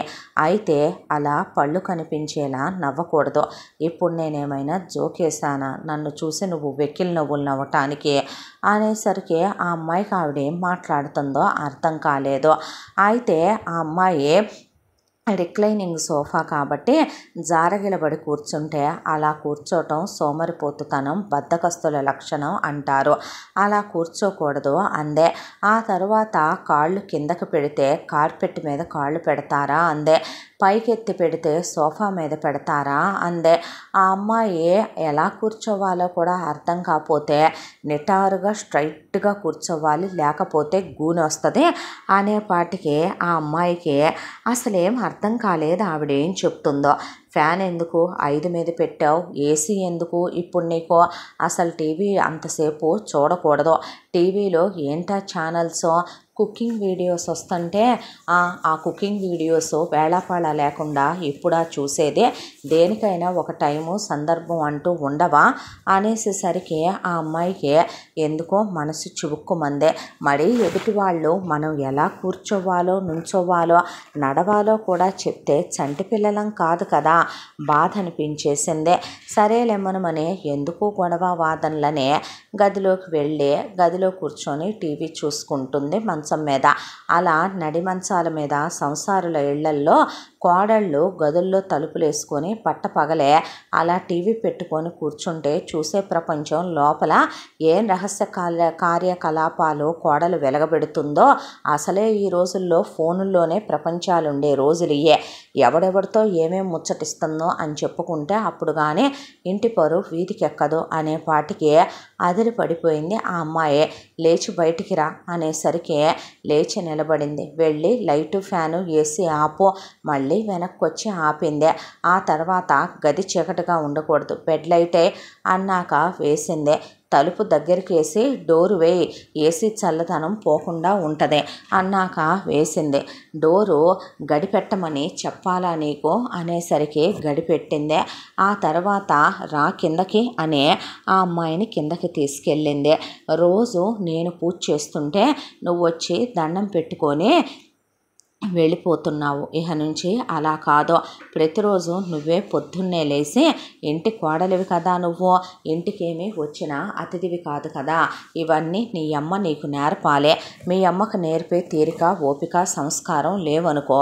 నాకున్న ఈ ఇంటి కోడలికి పద్ధతులు నేర్పించటానికే.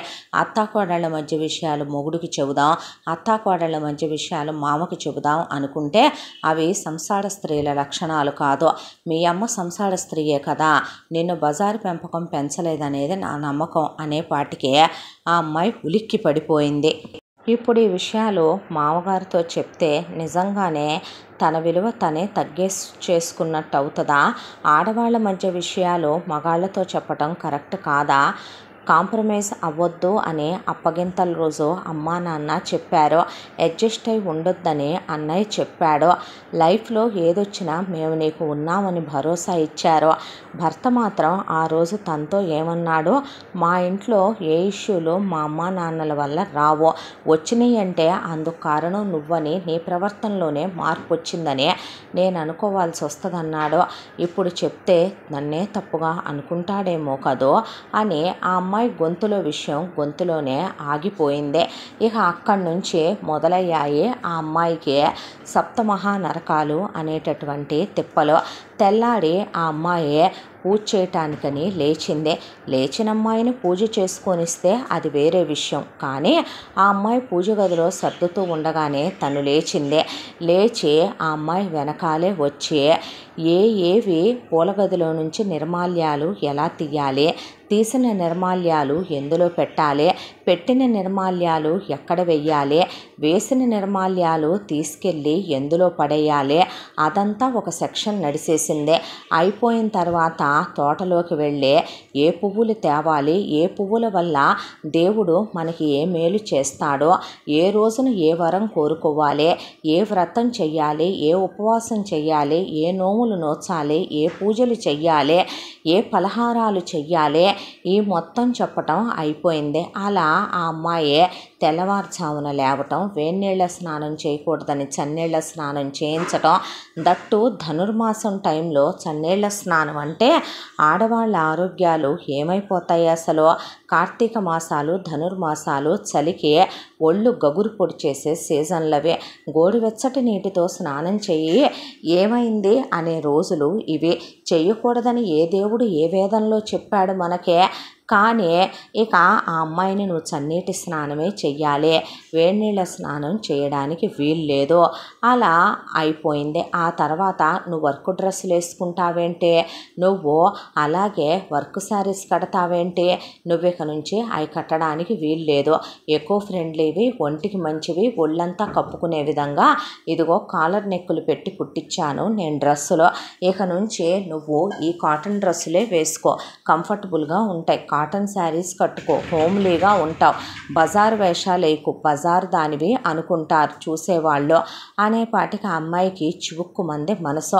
తల్లితో ఫోన్లో మాట్లాడుతుంటే అత్తింటి కబుర్లు పుట్టింట్లో, పుట్టింటి కబుర్లు అత్తింట్లో చెప్పే ఆడదాన్ని సంసార పక్షమైందనరు. నేనేమీ చెప్పలేదు అత్తయ్య, అమ్మ మామూలుగా మాట్లాడుతుంటే అన్నది. అన్న తర్వాత ఆ స్నాక్స్ ప్యాకెట్ ఎందుకు అక్కడుంది, ఇందాక నీరసంగా ఉండి 2 బిస్కెట్లు నోట్లో వేసుకున్నాను, తీసుకెళ్ళి లోపల పెట్టు అంటే పెట్టింది. అక్కడ కాదు, స్నాక్ జోన్లో పెట్టింది. అక్కడ కాదు, ఓపెన్ చేసినే మళ్ళీ క్లిప్ చేసి వేరే చోట పెట్టాలనే దాన్ని గురించి ఒక సెషను.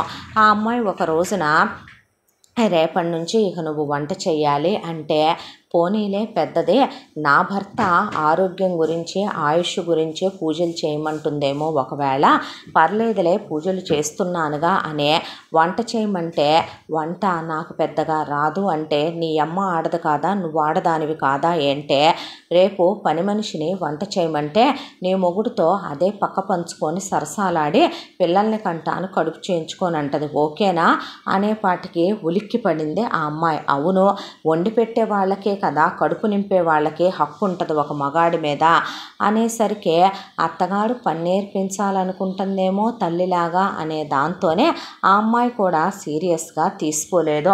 దాంతో పొద్దున్నే లేచి ఆ అమ్మాయి వంటేదో ఆ అమ్మాయి చేయటం మొదలుపెట్టింది. ఇక కాఫీ కప్పులో పక్కకి ఒలికినాయి. అయితే అవి ఒలక్కుండా ఉండాలని 100 కప్పులు కాఫీ పెట్టించే పర్ఫెక్ట్గా కప్పులో కాఫీ పోయటం వచ్చేసేంత వరకు నేర్పింది ఆ అమ్మాయికే. ఆ తర్వాత ఇక ఆ అమ్మాయి ఏదో ఇడ్లీలు వేయాలనుకుంటే ఇడ్లీ పిండి ఇలా ఉండాలి, ఉప్పు ఇలా వేయాలి, రవ్వ ఇలా కలపాలి, ఆ తర్వాత పిండిని ఈ మోతాదులో ఇడ్లీ పాత్రలో వేయాలి, పాత్రకి ఇది రాయాలి, పాత్రలో ఇన్ని నీళ్లు పోయాలి, ఆ తర్వాత ఇడ్లీలు ఇంతసేపు ఉడకాలి, ఉడికాక తీసి ఇలా హాట్ బాక్స్లో పెట్టాలి, చట్నీ ఇది చెయ్యాలి, పచ్చిమిరపకాయలు ఇంత వేయాలి, ఉప్పు ఇంత వేయాలి, పులుపు ఇంత వేయాలి, కారం ఇంత వేయాలి. అసలు వాళ్ళేదో చేసి అందులో మిస్టేక్స్ వస్తే మనం చెప్పడం సహజం. అసలు చెయ్యబోయే ముందే వాళ్ళని మనమే వేలు పట్టుకొని దిద్దిస్తామంటే ఇంకా వాళ్ళకి ఎప్పుడు తెలుస్తాయి ఆ పనులు. సాంబారు గురించి ఒక రోజంతా క్లాసు అయిపోయిన తర్వాత మగాళ్ళ ముందు పళ్ళు కనిపించేలా నవ్వకూడదని, మొగుడుతో అయినా సరే డైనింగ్ టేబుల్ మీద కలిసి తినకూడదని, ముందు మగాళ్ళకు పెట్టాలని పద్దాక పుట్టింటికి ఫోన్ చేయటం సంస్కారం కాదని, పుట్టింటికి వెళ్ళటం సంసార స్త్రీ లక్షణం కాదని, పద్దాక పుట్టింటి వాళ్ళని తననిపించటం ఎందుకని ఆ అమ్మాయే సైలెంట్ అయిపోసాగిందే. ఆ తరువాత ఆ అమ్మాయి తను కలిసి భోంచేస్తుంటే ఇష్టమైన కూరని 2 గరిటెలు ఎక్కువ పెట్టుకుంది ఆ అమ్మాయి. అలా నచ్చింది కదా అని వెకిలిగా అదే తింటే మిగతావన్నీ ఎవడు తింటాడో? నాకు అవన్నీ అలవాట్లేదత్తమ్మా. అలవాట్లేదంటే ఆరోగ్యానికి మంచిదైనప్పుడు చేసుకోవాలి అలవాటు అని ఉడకని వెజిటబుల్ సలాడ్ తినమంటే వామిటింగ్ వస్తున్నా ఆరోగ్యానికి మంచిదందని మింగేపాటికి ఆ అమ్మాయికి ఆ రోజంతా ఓ 10 వాంతులైనే.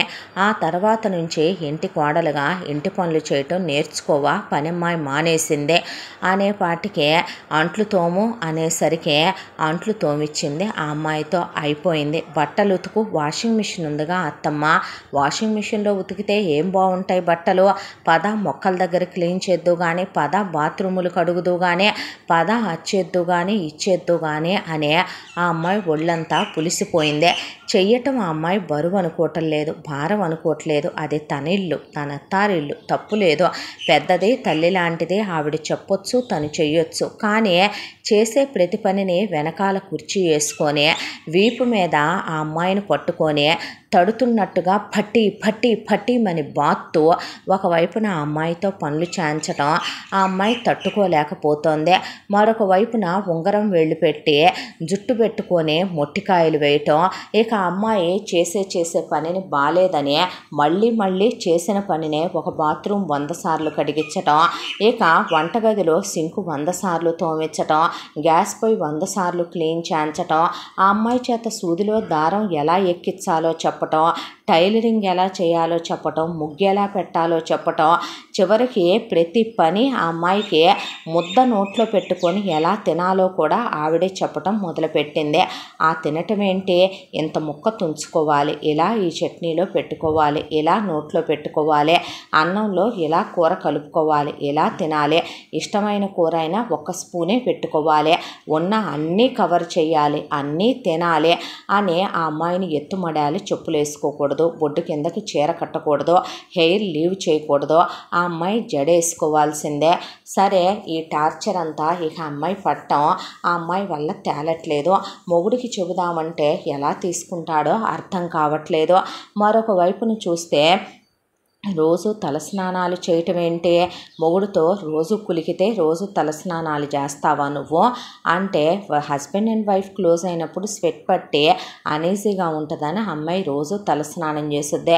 హెయిర్ కట్ చేయించుతున్నావేంటి, బ్యూటీ పార్లర్కి వెళ్తున్నావేంటి, మేకప్లు చేస్తున్నావేంటి, మొత్తం మానిపించుకొచ్చేసిందే. మొగుడు రెస్టారెంట్కి తీసుకెళ్తే చివరికి అమ్మాయి సిచ్యువేషన్ ఎలా తయారైందంటే, అత్త పక్కనే లేకపోయినా కూడా అక్కడ ఆ అమ్మాయికి ఇష్టమైన వాటితో పాటు ఇష్టం లేనివి కూడా కలుపుకొని అక్కడ తినేయటం, ఎవరో చూస్తున్నారనే భయం, అమ్మో నేను కాటన్ డ్రెస్సే వేసుకున్నానా, నేను అన్నీ వేసుకున్నానా, నొసట్లో సింధూరం ఉందా, నుదురున కుంకుమ ఉందా, మెళ్ళో నల్లబోసలుందా, తాళి గొలుసుందా, కాళ్ళకు పసుపు ఉందా, మెట్లున్నాయా, చేతికి మట్టి గాజులున్నాయా అని ఆ అమ్మాయి 1కి 10 సార్లు పిచ్చిదానిలాగా ఏదో హిస్టీరియా పేషెంట్లా చెక్ చేసుకోవటం మొదలుపెట్టింది. లిప్స్టిక్ వేసుకోలేదుగా, మేకప్ వేసుకోలేదుగా, స్టోన్ స్టిక్కర్ పెట్టుకోలేదుగా, ఓకే అని అనుకొని నేనేంటి ఇలా అయిపోతున్నానో అని 1 నిమిషం పాటు ఉలిక్కి పడింది. ఇంటికి వచ్చిన తర్వాత ఇలానే ఉంటే కనుక పిచ్చెక్కి పిచ్చిదాన్ని అయిపోతానేమో అనుకొని అప్పటికే పెళ్ళై సంవత్సరంగా భరిస్తూనే ఉంది ఇంటి పని, వంట పని, అవన్నీ చేస్తూ ఆవిడ అనే మాటల్ని భరిస్తూ పుట్టింటికి వెళ్ళక కూడా అన్నయ్య పెళ్ళవటమే కానీ ఇప్పటి వరకు వెళ్ళింది లేదు. అమ్మతో కూడా ఫోన్ మాట్లాడటం బాగా తగ్గిచ్చేసిందే. పిల్లల్ని కనకుండా ఈ వేషాలేంటో నువ్వు, ఇంకా పెళ్ళైన తర్వాత కూడా నువ్వేమైనా నలగని పువ్వువా, ఎవడు చూస్తాడా నా వైపు అని రెడీగా ఉండటానికే అనేసేపాటికే ఆ అమ్మాయికి నరాలు తెగిపోయినట్టు అనిపించేవి ఆ మాటలకే. ఉద్యోగానికన్నా వెళితే ఈ టార్చర్ తప్పుద్దనే ఉద్యోగంలో జాయిన్ అయిందే. ఇక కొత్త రకం నరకం, ఉద్యోగానికి వెళ్ళినా ఇంట్లో పనిగానే చెయ్యాలి, పోనీ ఉద్యోగానికి వెళ్ళొచ్చిన తర్వాత ల్యాప్టాప్ ఇలా పట్టుకోవాలి, ఇలా కూర్చోవాలి, ఆఫీసులో ఉన్నటువంటి వాళ్ళతో వీడియో కాల్స్ వెకిలిగా నవ్వుతూ మాట్లాడకూడదు, మొహం చాలా సీరియస్గా పెట్టాలి, లేదంటే గంటకు వస్తావా 2 గంటలకు వస్తావా రాత్రికి వస్తావా అని రేపు నీకు పుట్టే పిల్లల పోలికలు ఎవడి వచ్చాయా అని మేము వెతుక్కోవాల్సి వస్తుంది అనేపాటికి ఆ అమ్మాయి తల పగిలిపోయినట్టు అనిపించేసింది ఆ మాటలకే. ఆ అమ్మాయిని కలుద్దామని ఆ అమ్మాయి ఫ్రెండ్స్ వచ్చారు. నీ ఫ్రెండ్స్కి అంత బలుపేంటి, వాకిట్లో నేను కూర్చొనుంటే అవి నన్ను పలకరించవేంటి, నమస్తే అని నా కాళ్ళకి దండం పెట్టకుండా హాయ్ అంట ఏంటి, నీ ఫ్రెండ్ ఏంటి ఒకటి ఇల్లంతా పరికిస్తుంది, అయినా నీ ఫ్రెండ్ మొగుడిని నువ్వు అన్నయ్య అనాలి కానీ నీ ఫ్రెండ్ మొగుడిని ఏంటి నువ్వు పేరు పెట్టి పిలుస్తావో, నేను పేరు పెట్టి పిలిచినా అతని మనసులో నా మీద అదే ఇంటెన్షన్ ఉంటుంది అత్తమ్మ, అతను నన్ను సిస్టర్ అనే అనుకుంటాడు, ఎవడికి తెలుసు, అయినా ఈ రోజుల్లో జనాలకు మామూలేగా పెళ్ళి ఒకటితో ఇక మిగతాయి చాలామందితో, దానికి నువ్వేమైనా అతీతమా ఏంటి అనేసి వెళ్ళిపోతే ఆ అమ్మాయి మనసంతా అల్లకల్లోలం అయిపోయి ఫ్రెండ్ను కూడా ఆ తర్వాత రమ్మనాలన్నా కూడా ఇంటికి భయం వేసింది. ఆ అమ్మాయి ఫ్రెండు కొంతమంది అబ్బాయిల్ని తీసుకొని పెళ్ళి కుదిరిందని ఒక అబ్బాయికి, ఎంగేజ్మెంట్ కాబోతోందని ఒక అబ్బాయికి, ఇక ఇలా కొంతమందిని తీసుకొని వస్తే వాళ్ళు ఆ అమ్మాయితో సరదాగా మాట్లాడుతూ కూర్చున్నారు. ఆ ఎదవలు నీతో అంత చనువుగా ఉంటున్నారంటే నువ్వు వాళ్ళకి ఏమేమి అర్పించావో వాళ్ళని ఏమేమి స్వీకరించారో అనేపాటికి ఆ అమ్మాయికి ఇక అయిపోతుంది. ఆ అమ్మాయిలో ఉన్న ఓర్పు సహనాల లెవెల్, జీతం ఎంత వస్తుందని, ఆఫీసులో బాస్ వయసు ఎంతని, బాసుకు పెళ్ళయిందా అని, పిల్లలు ఎంతమంది అని, పిల్లల వయసు ఏంటని, నీ కొలీగ్స్ మొత్తం ఎంతమంది అని, వాళ్ళ ఫోటోలు ఏంటని, వాళ్ళ నెంబర్లు ఏంటని, ఆడెంతమంది మగ ఎంతమంది అని, ఆడవాటిల్లో ఎన్నిటికి పెళ్ళిళ్ళు అయినాయి అని, ఆయన వాటిల్లో ఎన్ని క్యారెక్టర్లు వేసి ఎన్ని పతివ్రతలని, మగాళ్ళల్లో ఎంతమంది పతివ్రత పురుషులు ఎంతమందికి పెళ్ళిళ్ళు అయినాయి అని, అవన్నీ నాకేం తెలుస్తాయి అంటే తెలుసుకోవాలి, తెలుసుకొని వచ్చి నాకు చెప్పాలి అని ఆ అమ్మాయిని ఒకచోట అసలు ప్రశాంతంగా కుదురుగా కూర్చొనిచ్చిన పాపాన పోవట్లేదు జగదీశ్వరి. ఇదంతా ఒక లెక్క అయితే ఒక రోజున ఆ అమ్మాయి అలా తలస్నానం చేసి జుట్టారు పెట్టుకుంటుంటే వెనక నుంచి వచ్చి వీపు మీద తట్టినట్టు సరిసి పీకితే 5 ఏళ్ళు పడిపోయినాయి ఆ అమ్మాయి వీపు మీద. ఏమైంది అత్తమ్మ అని అమ్మాయి ఉలిక్కిపడి తిరిగితే రాత్రి అసలు అంతంతసేపు మేలుకొని ఉండటం ఏంటి, మగాళ్ళు అలాగే అంటారు, ఒకసారితో చాలదంటారు, 2 సార్లు చాలదంటారు, ఒళ్ళప్పగించేసి కులుకుతూ ఉంటే వేశ్యలు అంటారు, సంసార స్త్రీలు అనరు. నువ్వు వేశ్యవి కాదు కదా, నువ్వు సంసార స్త్రీవే కదా, నీదేం పోయింది, నువ్వు ఉద్యోగానికి వెళ్ళినా అక్కడ నీ వర్కులు అందుకొని మెయింటైన్ చేయటానికే, నిన్ను కవర్ చేసుకురావటానికి నీ బాయ్ బెస్టీలు నీ బాయ్ ఫ్రెండ్లు చాలామంది ఉంటారు. రాత్రి అంతసేపు లైట్లు వేసి ఉంచి వాడితో కులికి వాడికి నువ్వు ఎక్కడ లేని శృంగారాన్ని అలవాటు చేస్తే పెళ్ళైన కొత్తల్లో రోజుకోసారి, ఆ తర్వాత 2 రోజులకోసారి, ఆ తర్వాత వారానికోసారి, ఆ తర్వాత నెలకోసారి అంటారు. నీ పెళ్ళై కూడా సంవత్సరన్నర అవుతుంది, ఇంకా ఏంటి బజారు వేషాలు, నువ్వు సంసార స్త్రీవి, అంతసేపు మొగుడిని లేచి ఉండనివ్వచ్చా, వాడు పాపం పొద్దున్నే ఆఫీస్కి వెళ్ళాలి, ఆఫీసులో నిద్ర వస్తుంది, వర్కే చేస్తాడా నిద్రైపోతాడా, మొగుడు రాగానే మీద మీద పడిపోవటం ఏమి లక్షణాలు ఏంటో, ఆడదాని లక్షణాలేనంటారా, బజారు వాటి లక్షణాలు అంటారు, కులతలకే పతితలకే ఉంటాయి ఈ అలవాట్లు, సంసార స్త్రీలకు మాత్రం ఉండవు. పొద్దున్న లేచిన దగ్గర నుంచి ఆస్తమానం మొగుడు ఎప్పుడు గదిలోకి వస్తాడా అనేదే ఆలోచిస్తావనుకుంటాను, ఏం జన్మో ఏంటో నీది అనేపాటికి ఇక అమ్మాయిలో ఓర్పు సహనాలు ఆవేశాలు కట్టలు తెంచుకొని ఓర్పు సహనం చచ్చిపోయినాయి. ఆ అమ్మాయిలో బ్యాగ్ సర్దుకుందే, బ్యాగ్ సర్దుకొని 1 నిమిషం పాటు కాలు వెళ్లే ముందు ఆగిందే, ఇక మొగుడి ఫోటో వైపు చూసిందే, మొగుడు పెళ్లికి ముందు చెప్పిన మాటలు గుర్తొచ్చి ఒప్పుకున్నందుకు ఎడంకాలు చెప్పు తీసుకొని అద్దంలో తను తాను చూసుకుంటూ దవడలు వాచిపోయిన దాకా కొట్టుకుందే. ఆ తర్వాత ఇంతోటి మొగుడు లేకపోతే వీడికి విడాకులు ఇచ్చేస్తే నేను ఉద్యోగం చేసుకుంటూ ముక్కు మూసుకొనైనా బతకొచ్చు, లేదంటే నాకు తక్కువడు ఎవడో ఒకడు వస్తే నేను పెళ్ళైనా చేసుకుంటాను, కానీ ఎలాంటి ఆడది ఉన్న ఇంట్లో మాత్రం ఏ కోడలు కాపురం చేయలేదమ్మా, పనులు చేయటం ఎంత కాదో, కానీ పక్కనే ఉండి ఇది పెట్టే నరకాలున్నాయే, ఇది మొగుడి మీద గెలవలేక, కొడుకు మీద గెలవలేక, ప్రపంచం మీద గెలవలేక ఇది మామూలు నరకాలు పెట్టట్లేదు నన్ను అనుకొని ఇంకా ఈ బంధానికి స్వస్తి చెప్పటమే మంచిదే అని. చూడటానికి ఇవి చిన్న చిన్న సమస్యల్లాగా ఉంటాయి, కానీ ప్రతి క్షణం అనుభవించే ఆడవాళ్ళకే తెలుస్తుంది. భారతదేశంలో పుట్టిన చాలామంది ఆడవాళ్ళు కూతుళ్ళుగా పుట్టి కోడళ్ళగా వచ్చాక ఎన్ని నరకాలు అనుభవించారో వాళ్ళే చెప్పాలి. లేదని ఒక్క అమ్మ అన్నా కూడా అక్కడ తనకుందే అత్త కాదు అమ్మేననుకుంటానేమో నేను అనేసి ఆ అమ్మాయి బయలుదేరిపోయేటప్పుడు మొగుడు మామగారు వచ్చారు. ఎక్కడికి రా వెళుతున్నావు అంటే మా పుట్టింటికి అందే. అదేంటి రమ్మన్నారా, మరి నన్ను రమ్మనలేదా, నాకు చెప్పలేదే అన్నాడు హేమంత్తో. నీకేనాడు అత్తారింటికి వెళ్ళాలని, అత్తగారికి ఫోన్ చేయాలని, మామగారిని పలకరించాలని, బావనే ఎలా ఉన్నావని అడగాలనే సంస్కారం ఏడ్చిందిరా నీకు? ఎంతైనా ఈ అమ్మ కొడుకువు కదా నువ్వు అనేపాటికి ఏమైందమ్మా, ఇద్దరు ఏదైనా గొడవ పడ్డారా? నేను మా పుట్టింటికి వెళ్ళిపోతున్నాను మామగారు, మీ అబ్బాయితో తెగదెంపులు చేసుకొని విడాకులు తీసుకుందాం అనుకుంటున్నాను అనేసరికి అక్కడికి జగదీశ్వర్ వచ్చి అనేపాటికి ఆ అమ్మాయిని ఏంట అరుపు నువ్వు, మోయే ముందు నోరు అన్నాడు ఆయన. అనేపాటికి ఇదిగో ఈవిడ ఉన్నంత వరకు ఈ ఇంట్లో నేనే కాదండి, వామ్మో ఈ మహాతల్లికో నమస్కారం, ఈవిడ బ్రతుకున్నంతకాలం ఈ ఇంట్లో ఏ ఆడది కాపురం చేయలేదో. ఏం చెప్పావు నువ్వు ఆ రోజు హేమంత్? మా అమ్మ దేవత, మా నాన్నగారు దేవుడు. మీ నాన్నగారు దేవుడే కరెక్టే, అది నేను ఒప్పుకుంటాను, కానీ మీ అమ్మ దేవత కాదో, ఎంత నీచమైన దిగజారిపోయిన ఆడదంటే మీ అమ్మ పెళ్ళై వచ్చిన రోజు నుంచే నన్ను పెట్టే నరకాల లిస్ట్ ఏంటో తెలుసా అని ఆ అమ్మాయి ఫస్ట్ రోజు ఎలా కూర్చోవాలి అనేది అత్త చెప్పిన దగ్గర నుంచి స్టిల్ టుడే వరకు మొత్తం చెప్పుకొచ్చే మన ఇద్దరి మధ్య పడక గదిలో జరిగే విషయాలు కూడా మీ అమ్మకు తెలుస్తున్నాయంటే నువ్వు చెప్పకుండానే తెలుస్తున్నాయంటరా దిగజారిపోయిన వెధవ. నేను పిల్లల్ని నీకు చెప్పలేదా ప్లాన్ చేసుకుందాం 3 to 5 years అని? నువ్వు సరే అన్నాకేగా మనం ప్లాన్ చేసుకుందే. మనం ఎప్పుడు పిల్లల్ని కనాలో కూడా మీ అమ్మ డిసైడ్ చేయటం ఏంటి? మామయ్య నేను ఎప్పుడు స్నానం చేయాలి, ఎంతసేపు స్నానం చేయాలి, ఎంతసేపు వాష్రూమ్కి వెళ్ళాలి, నేను ఎవరితో మాట్లాడాలి, నా పుట్టింటికి ఫోన్ చెయ్యాలా వద్దా, నేను ఎంతసేపు నిద్రపోవాలి, నేను ఏ బట్టలు వేసుకోవాలి, నేను పీరియడ్స్లో ఉంటే ఏ ప్యాంటీస్ వాడాలో కూడా ఆవిడే నిర్ణయించేస్తున్నారు మామయ్య. ఏ ఆడది ఈ నరకాన్ని భరించలేదో. మీ అబ్బాయికో నమస్కారం, ఈ కొంపకో నమస్కారం, ఈ మహాతల్లికో నమస్కారం. ఈవిడి పెట్టే నరకాలు పడటానికే నేను విసిగిపోయాను మామయ్య, విసిగిపోయిన కోడల్ని నేను.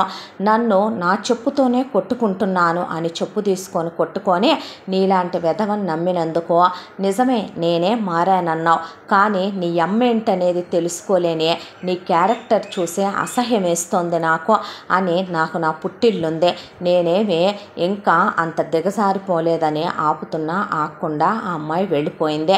వెళ్ళిపోయిన తర్వాత కొడుకు అలా కూర్చుండిపోయాడు. ఏంట్రా ఇదంతా అని కరుణాకర్ అడిగితే కరెక్ట్గా అప్పుడే ఆయన తమ్ముడు భార్య, తమ్ముడి కూతుళ్ళు అక్కడికి వచ్చారు. వచ్చేసరికి కోడలన్నమాట గుర్తొచ్చింది.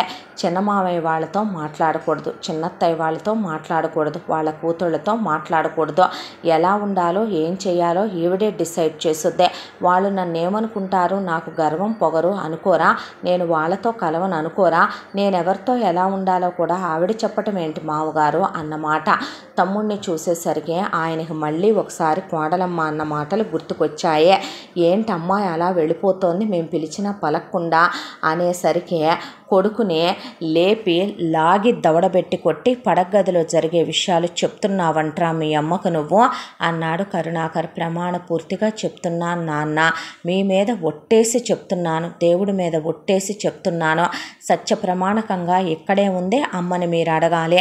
నేనంత దిగజారిపోయిన వెధవని కాదు నాన్న, నేను మమ్మా బాయ్ని పప్పా బాయ్ని కాదు. చిన్నప్పటి నుంచే అమ్మ నేను ఏదడిగినా కొనిస్తుందని, ఏదడిగినా వండి పెట్టుద్దని, అమ్మ నేను ఎంత పాకెట్ మనీ అడిగితే అంతా ఇస్తుందని, మీకన్నా నన్ను గారాబం చేసుద్దని, మీరు డిసిప్లైన్గా ఉంచుతారని, మీకన్నా నాకు అమ్మంటే ఇష్టం. అమ్మంటే నిజానికి ఎందుకు ఆ ఇష్టమో తెలుసా? అమ్మ నా కోసం తనకి జ్వరం వచ్చినా సరే లేచి నేనేది అడిగితే అది వండి పెట్టుద్దని, నాకు నచ్చినట్టు ఉంటుందని. అలాంటిది నువ్వు చెప్పావని నేను తన్ని చేసుకోలేదు కదమ్మా. తను నాకు నచ్చింది కాబట్టి చేసుకున్నాను. తను నా భార్య. అంటే నాకు అర్థం కాని విషయం ఏంటే, నేను పెళ్లి చేసుకొని పెళ్ళాన్ని తీసుకొచ్చిన తర్వాత కూడా అమ్మంటే ఇష్టం అన్నానంటే పెళ్ళామంటే ఇష్టం లేదనా? రేపొద్దున 100 years లైఫ్ తనతోనే ఉండాలమ్మా నేను. నువ్వు నన్నెంత హ్యాపీగా చూసుకుంటున్నావంటే నువ్వు అమాయకురాలివి, నోట్లో నాలుక లేని దానివి. నువ్వు నిజం చెప్పాలంటే పిచ్చి మాలోకానివి. నన్నెలా ప్రేమగా చూసుకుంటావో తన్నే అలాగే చూసుకుంటావని. చాలామంది అమ్మాయిల వల్ల డిస్టర్బెన్స్ వస్తాయి అత్తారింట్లో. వాళ్ళు వచ్చి అత్తామామలు కల్లా కపటం లేని వాళ్ళైనా మొగుళ్ళకి చాడీలు చెప్పి తల్లిదండ్రుల నుంచి భర్తల్ని వేరు చేస్తూ ఉంటారు. అలా చెయ్యకూడదనే తనకి చెప్పాను నాన్న. నేను పెళ్ళికి ముందో నేను చేసింది తప్పే, నేను చెప్పింది తనకి రాంగ్ వేలోనే తనకి కనెక్ట్ అయిందని నాకు అర్థమైందే. తను ఎంత జరుగుతున్నా నాకు ఏ విషయం చెప్పలేదు నాన్న. చెప్పుంటే నేను యాక్షన్ తీసుకునేవాడినే. అమ్మ ఏం చేసినా ఊరుకోమని నేను తనకి ఎప్పుడూ చెప్పలేదు. తను నాకు చెప్పకపోవటానికి నేను తనతో అన్నమాటే కారణమని నేను అస్సలు అనుకోలేదు నాన్న.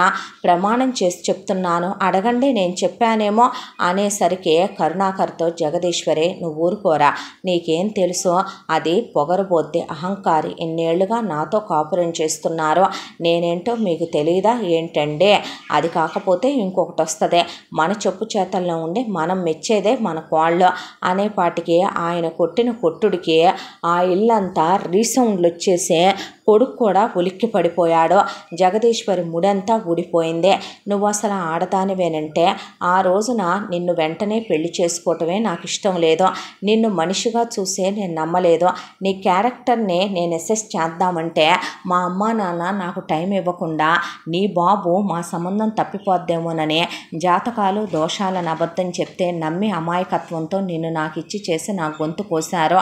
మొదటి నుంచి నీ క్యారెక్టర్, నీ ఆలోచనలు లోతైనవని నాకు తెలిసే నేను ఎక్కడ ఉంచాలో అక్కడ ఉంచుతూ ఉంటాను నేను. కాకపోతే ఎంత చేతగాని వెధవ్వేంట్రా నువ్వు అమ్మాయిని పొద్దున్నుంచి సాయంత్రం దాకా ఉండే నీ భార్య నీ గదిలోకి వచ్చినప్పుడు ఎందుకు అలసిపోయి ఉంటుంది అని ఆ అమ్మాయిని కూర్చోబెట్టి అడగలేకపోయావా? నీ అత్తగారికి నువ్వు ఫోన్ చేయొద్దా? నీ మామగారికి నువ్వు ఫోన్ చేయొద్దా? నీ అత్తారింటికి నువ్వు వెళ్ళొద్దా? నాన్న, వాళ్ళ అన్నయ్య పెళ్ళికి వెళ్ళొచ్చాం కదా, మనం వెళ్తే వాళ్ళ ప్రైవసీకి డిస్టర్బెన్స్ అనే నేను వెళ్ళలేదు నాన్న. మీకు తెలుసు కదా నేనంత త్వరగా ఎవరైనా పలకరించంది కలవలేను అనే. యూజువల్గా అందరు అమ్మాయిల అమ్మా నాన్నలే ఫోన్ చేసి రమ్మంటారు కదా, ఆ అమ్మాయిలే మా పుట్టింటికి వెళదామంటారు కదా. తనెప్పుడు అలా అనలేదు, వాళ్ళెప్పుడు రమ్మనలేదనే దాంతోనే నేను ఆ విషయం పట్టించుకోలేదు డాడీ. ఇంట్లో పొద్దున్నుంచి సాయంత్రం దాకా బయటికి వెళ్ళాక నువ్వు మీ అమ్మతో మాట్లాడుతున్నావా, నాన్నతో మాట్లాడుతున్నావా, ఏం చేస్తున్నావని నేను అడిగితే భర్త ప్రతి విషయం తనది గుచ్చి అడుగుతున్నాడు, తన మీద అనుమానం అని తప్పుగా అనుకుంటారు కదా నాన్న, నా క్యారెక్టర్ అది కాదు కదా నాన్న అని. తను నా భార్యమ్మ, అసలు అలా ఎలా చేయగలిగావో? తన్ని టార్చర్ పెట్టడానికి నువ్వెవరవమ్మా? నీకేం హక్కు ఉంది అసలు? నేనెప్పుడు పిల్లల కంటానో నీకెందుకు? ఎంతసేపు పడగదిలో నా పెళ్ళాంతో నేను సుఖపడతానో నీకెందుకు? నువ్వు నాన్న చేత ఒంటి మీద చేయించుకోకుండానే నన్ను కన్నావా నేను అడిగితే నీ తల ఎక్కడ పెట్టుకుంటావో? అసలు నాది బుద్ధి తక్కువ పనే. నేను ఇంట్లో ఉండాలి ఉమ్మడి కాపురంలో అనుకుందే, నన్ను చెప్పుతో కొట్టుకోవాలి ముందో అని ఆ అబ్బాయి పెళ్ళాం దగ్గరికి పరిగెత్తుకుంటూ వెళ్ళాడు. వెళ్ళేసరికి అక్కడికి వెళ్ళి మొత్తం చెప్పేసింది ఆల్రెడీ నందిని. ఇక ఇటు వెళ్ళాడో లేదో హేమంత్తో ఆ అమ్మాయి తలుపేసేసుకుందే. అసలు హేమంత్ని చూస్తూనే వైష్ణవి భయపడిపోయి వాసు వెనక్కి వెళ్తే, వాసు అందరిలాంటి అన్నయ్య కాదు, ఏంటి అసలు ఈ నాన్ సెన్స్ అంతా అని అడిగితే తప్పు నాదేనని, నేనే అర్థం చేసుకోలేదని, తనతో నేను అసలు ఇలా అని చెప్పలేదని, నేను చెప్పింది తనకి రాంగ్ వేలో కనెక్ట్ అయిందని, నేనే తప్పు చేశానని, అందుకే నా తప్పు తెలుసుకొని వచ్చానని. అత్తా మామ వద్దులేయ్యా, జరిగిందేదో జరిగింది, నీకు ఇచ్చి పెళ్లి చేసి దాని దాని గొంతు కోసి సంవత్సరన్నర దాన్నే మీ అమ్మకు బలి చేసి నరకంలోకి తోసాం. ఆ విడాకులు ఏదో పడేస్తే దానికి తగ్గోడు దానికి వస్తాడులే, కానీ మీ అమ్మ మెచ్చే కోడల్ని మీరు తెచ్చుకోండి బాబు అనేపాటికి ప్లీజ్ చెప్తే వినండి మామయ్య అని ఎంత చెప్పినా నువ్వు వెళ్ళిపోమ్మనే, ముందు మర్యాదగా ఇక్కడుంటే నేను అస్సలు ఊరుకోననే, ఎవరికి తెలుసురా నువ్వు ఇప్పుడు నటిస్తున్నావో నాటకాలు ఆడుతున్నావో బయటికి నడు అందే నందనే. ఆ తర్వాత మాట్లాడొచ్చు, ముందు వెళ్ళిపోమ్మన్నాడు వాసు కూడా. కాళ్ళు ఈడ్చుకుంటూ మళ్ళీ హేమంత్ ఇక్కడికే వచ్చాడు. వచ్చేసరికి ఏమైందంటే ఇలా అంది, నాన్న తను నమ్మట్లేదు అన్నాడు హేమంత్. ఏం చేద్దాం అన్నయ్య, ఆడపెత్తనం తమ్మల దొరతనం అని ఆడోళ్ళ పెత్తనాలప్పు చెప్తే ఇలా అయిపోయిందంటే ఎందుకురా మరదలు అంటావు? మరదలకి ఏమైందనే, తను ఎప్పుడూ మంచిగానే ఉంది, మంచిది కాబట్టే మనమ్మ నాన్నల్ని చూసిందే, మంచిది కాబట్టే ఇప్పటిదాకా నీ అడుగు జాడల్లో నడుస్తోంది. వీడి పెళ్లి విషయంలోనే ఇలా ఉండి వదినలోంచి అత్త బయటకు వచ్చేసిందంటే రేపు నాకు 2 కూతుళ్ళు ఉన్నారు, వీటిని అసలు ఎలాంటి అత్తారేళ్ళకి పంపితే ఈ రేపొద్దున మొగుళ్ళతో కాపురాలు చేస్తాయా లేకపోతే తెగేసుకొని వస్తాయా అనే భయంగా ఉందన్నయ్య నాకు అనేపాటికే కూతుళ్ళు కూడా అలా చూస్తూ కూర్చున్నారు ఆ పిల్లలు. ఇక అంతా దాంట్లో జగదీశ్వరి సీరియస్ అయిపోయి ఫస్ట్ నుంచి కూడా అన్నీ నీ ఇష్టం ప్రకారమే, నీ ఇష్టం వచ్చినట్టే చేస్తావు, ఎవరిని అడిగి నువ్వు నీ తమ్ముడికి పొలాలు పెట్టావు, ఎవరిని అడిగి నువ్వు నీ ఇష్టం వచ్చినట్టు వీళ్ళని చదివిస్తున్నావు, అది ఇది గుడ్డు గూసు అనే ఎన్ని సంవత్సరాలుగా ఉన్న పగనంతా అణుచుకొని నేను ఎంత నరకం అనుభవించానో నాకు తెలుసు. నీతో నేను మాట్లాడలేను, నీకు ఇష్టమైనట్టే నేను ఉండాలి, నీకు నచ్చినట్టే నువ్వు ఉండాలి, నీ ఆంక్షల్లోనే నేను ఉండాలి, నీ చెప్పు చేతల్లో నువ్వు చెప్పినట్టు వింటూ బతకాలి. ఇక వీడి సంగతి అంటే వీడికి ఇష్టమైనట్టు అన్నీ చేసుకుంటూ రావాలి, వీడితో తల్లిగా చెడు అనిపించుకోలేను, నీతో పెళ్ళాంగా అనిపించుకోలేను, నీ అమ్మా నాన్నలతో అనిపించుకోలేను, చుట్టాలు బంధువుల్లో ఊళ్ళో వాళ్ళతో అనిపించుకోలేను, వీళ్ళ దృష్టిలో చెడ్డదాన్ని కాలేను. అందుకే ఎన్ని భరించుకుంటూ వచ్చిన నా బాధంతా నా అక్కసంతా వెళ్ళగట్టడానికే నాకు ఒకళ్ళు కావాలనిపించింది, అందుకే దాని మీద చూపించాను. తప్పేంటి, దాని అమ్మాయి చెప్తే అది తప్పుగా అనుకుంటుందా? నేను చెప్తే అంత తప్పుగా అనుకోవాల్సిన అవసరం ఏంటి? నా కోళ్ళు అన్నాక నా అడుగులకు మడుగులెత్తుతూ నా అడుగుజాడల్లో నా చెప్పు చేతల్లో ఉండాలనేసరికి పక్కింటి వాళ్ళు చాలామంది పేరెంట్ అని పిలవటానికి వచ్చి, ఓహోహో మేము మా కూతుళ్ళని ఇస్తామంటే మీ కూతుళ్ళ లాంటి అల్లాటప్ప కోడళ్ళు నాకొద్దు, ఇంకే ఉంది అసలు ఆకాశం నుంచి దిగొచ్చిన కోడళ్ళని తెచ్చుకుంటానన్నావు, వామ్మో నీ ఇంటికి కోడలుగా పంపపోవటం మంచి పని అయిందిలే, ఎంత లోతైన ఆడదానివే నువ్వు, థూ అని ఊసి గడపకు బొట్టు పెట్టి వెళ్ళిపోయారు అసహ్యం వేసి. నువ్వు మాత్రం రాబాకు మా ఇంటి పేరెంటాలకే, మా పిల్లల్ని నువ్వు దీవించినా శాపమేనని పోయారు వాళ్ళు. ఇప్పుడు ఏం చేయాలన్నయ్య? ఏం చేసేదేముందే, రేపెళ్ళి వెయ్యంకుడికి వేపరాలికే మనం వాళ్ళు ఆల్రెడీ నేను ఇదంతా నాకు తెలిసే చేస్తుందనే, నేను పెళ్ళాంచాటు వెదవననే అనుకోని ఉంటారు. కోడలు ఒకవేళ ఇప్పుడు వెళ్ళి బ్రతిమలాడుకున్నా వీడు కాళ్ళు పట్టుకున్నా మనందరం నచ్చ చెప్పి తీసుకొచ్చినా దీనికి ఇదివరకటి ఇచ్చిన విలువే ఇస్తుందా అమ్మాయి? ఇదివరకే ఉన్నట్టే ఈ ఇంట్లో ఉంటుందా అమ్మాయి? వాళ్ళ అమ్మా నాన్నలు అసలు మన నమ్ముతారా? ముందు ఆ అమ్మాయి వీడిని నమ్మి వీడితో ఇదివరకట్లాగా ఉంటుందా? ఏదైనా మొదటిసారిలోనే ఉండాలి, అయిపోయిన తర్వాత అవి అతుకులు వేసే బంధాలే అవుతాయి. ముడిపడిన తర్వాత ఏ దారమైనా సరే ఆ ముడనేది ఆ దారం ఏనాటికి కూడా అలా గుర్తుపెట్టుకొనే ఉంటుంది. నువ్వు ఉండరా రేపు వెళదాం అని తెల్లాడి అందరూ వెళ్ళారు. చాలాసేపు నచ్చ చెప్పే ఒక తండ్రిగా నేనంటే నీకు విలువ గౌరవం ఉందమ్మా, నన్ను ఏ రోజు నువ్వు మామగారిలా చూసుకోలేదు, బంగారు తల్లివే, నేను అడుగుతున్నాను అని జగదీశ్వరితో క్షమాపణ చెప్పిస్తే ఇక ఏదో తప్పదన్నట్టు క్షమాపణ చెప్పిందే. ఆయన క్షమించమని అడిగాడు. ఇదంతా ఆడవాళ్ళ మాటల వల్ల వచ్చినాయి, కాపురాలు తీసుకుంటామా అని ప్రభాకరు రాజేశ్వరి సర్ది చెప్పి, వదిన ప్లీజ్ అన్నయ్యను వదిలేయకు అని భవిత సమత చెప్పిన తర్వాత హేమంత్ మోకాళ్ళ మీద కూర్చొని నందిని బ్రతిమిలాడే మొత్తానికి ఒప్పించాడు. మనమేమీ కలిసి ఉండొద్దురా, వేరేనే ఉందాం, ఆల్రెడీ డాడీది వేరే విల్లా కూడా ఉంది, కొత్తగా డాడీ తీసుకున్నారు, మన గిఫ్ట్ చేద్దామని ఆ విల్లాలోకి మనం వెళ్ళిపోయి వేరు కాపురం పెట్టుకుందాం. నేనే వద్దన్నాను, ఈరోజు నేనే వెళ్ళిపోదాం అంటున్నాను వేరు కాపురం. ఎందుకంటే ఇప్పటి వరకు కూడా ఆవిడకి నీకు ఉన్న రిలేషన్ వేరు, ఇక నుండి ఆవిడ నువ్వు ఎలా ఉంటారో నాకు బాగా తెలుసు అన్నాక, అది కాదు మామయ్య, నాకు వేరు కాపురం వెళ్ళాలని, మీ నుండి మీ అబ్బాయిల్ని విడదీయాలని లేదంది నందిని. వద్దమ్మా, ఈ రోజు వరకే మీ అత్తయ్యకి నీ మీద ఉందే తను నెరవేర్చుకోలేకపోయిన అక్కసంతా నీ మీద చూపించాలనే ఇదే. ఆ తర్వాత ఇంత జరిగాక నీ మీద కోపం, ఆ కోపం కాస్త ఇప్పుడు పగగా మారిపోయిందే. ఏ క్షణాన ఏమైనా జరగచ్చు. ఎందుకో మీ ఇంట్లో మీరు స్వతంత్రంగా వేరే ఉండండి, నేనే వచ్చి వెళతాను మిమ్మల్ని చూడాలంటే. ఒకవేళ ఆవిడ చూడాలనుకుంటే వాడొచ్చి వెళతాడు, నువ్వు మాత్రం రావద్దమ్మా, ఇక నుంచే ఒకే ఊళ్ళోనేగా ఉంటున్నావు అని ఆయన కొడుకు కోడలతో వేరు కాపురం పెట్టించేశాడు. గృహప్రవేశం చేయించే ఆయన అన్నమాట ప్రకారమే కొడుకు వచ్చి వెళ్ళటం, ఆయన వెళ్ళి రావటం తప్ప కోడల్ని మాత్రం రానివ్వట్లేదు. ఎన్నోసార్లు ఆ అమ్మాయి నేను వస్తానని, అత్తగారికి సర్ది చెప్తానని, నేను వచ్చి ఆవిడతో మాట్లాడతానని, నేను తగ్గితేనైనా కలుస్తుందేమో అంటే ఆవిడ మారలేదురా, మారదు కూడా, నువ్వు రావద్దు, ఇంతకన్నా నన్నేం అడగొద్దు అనేసేవాడు హేమంత్.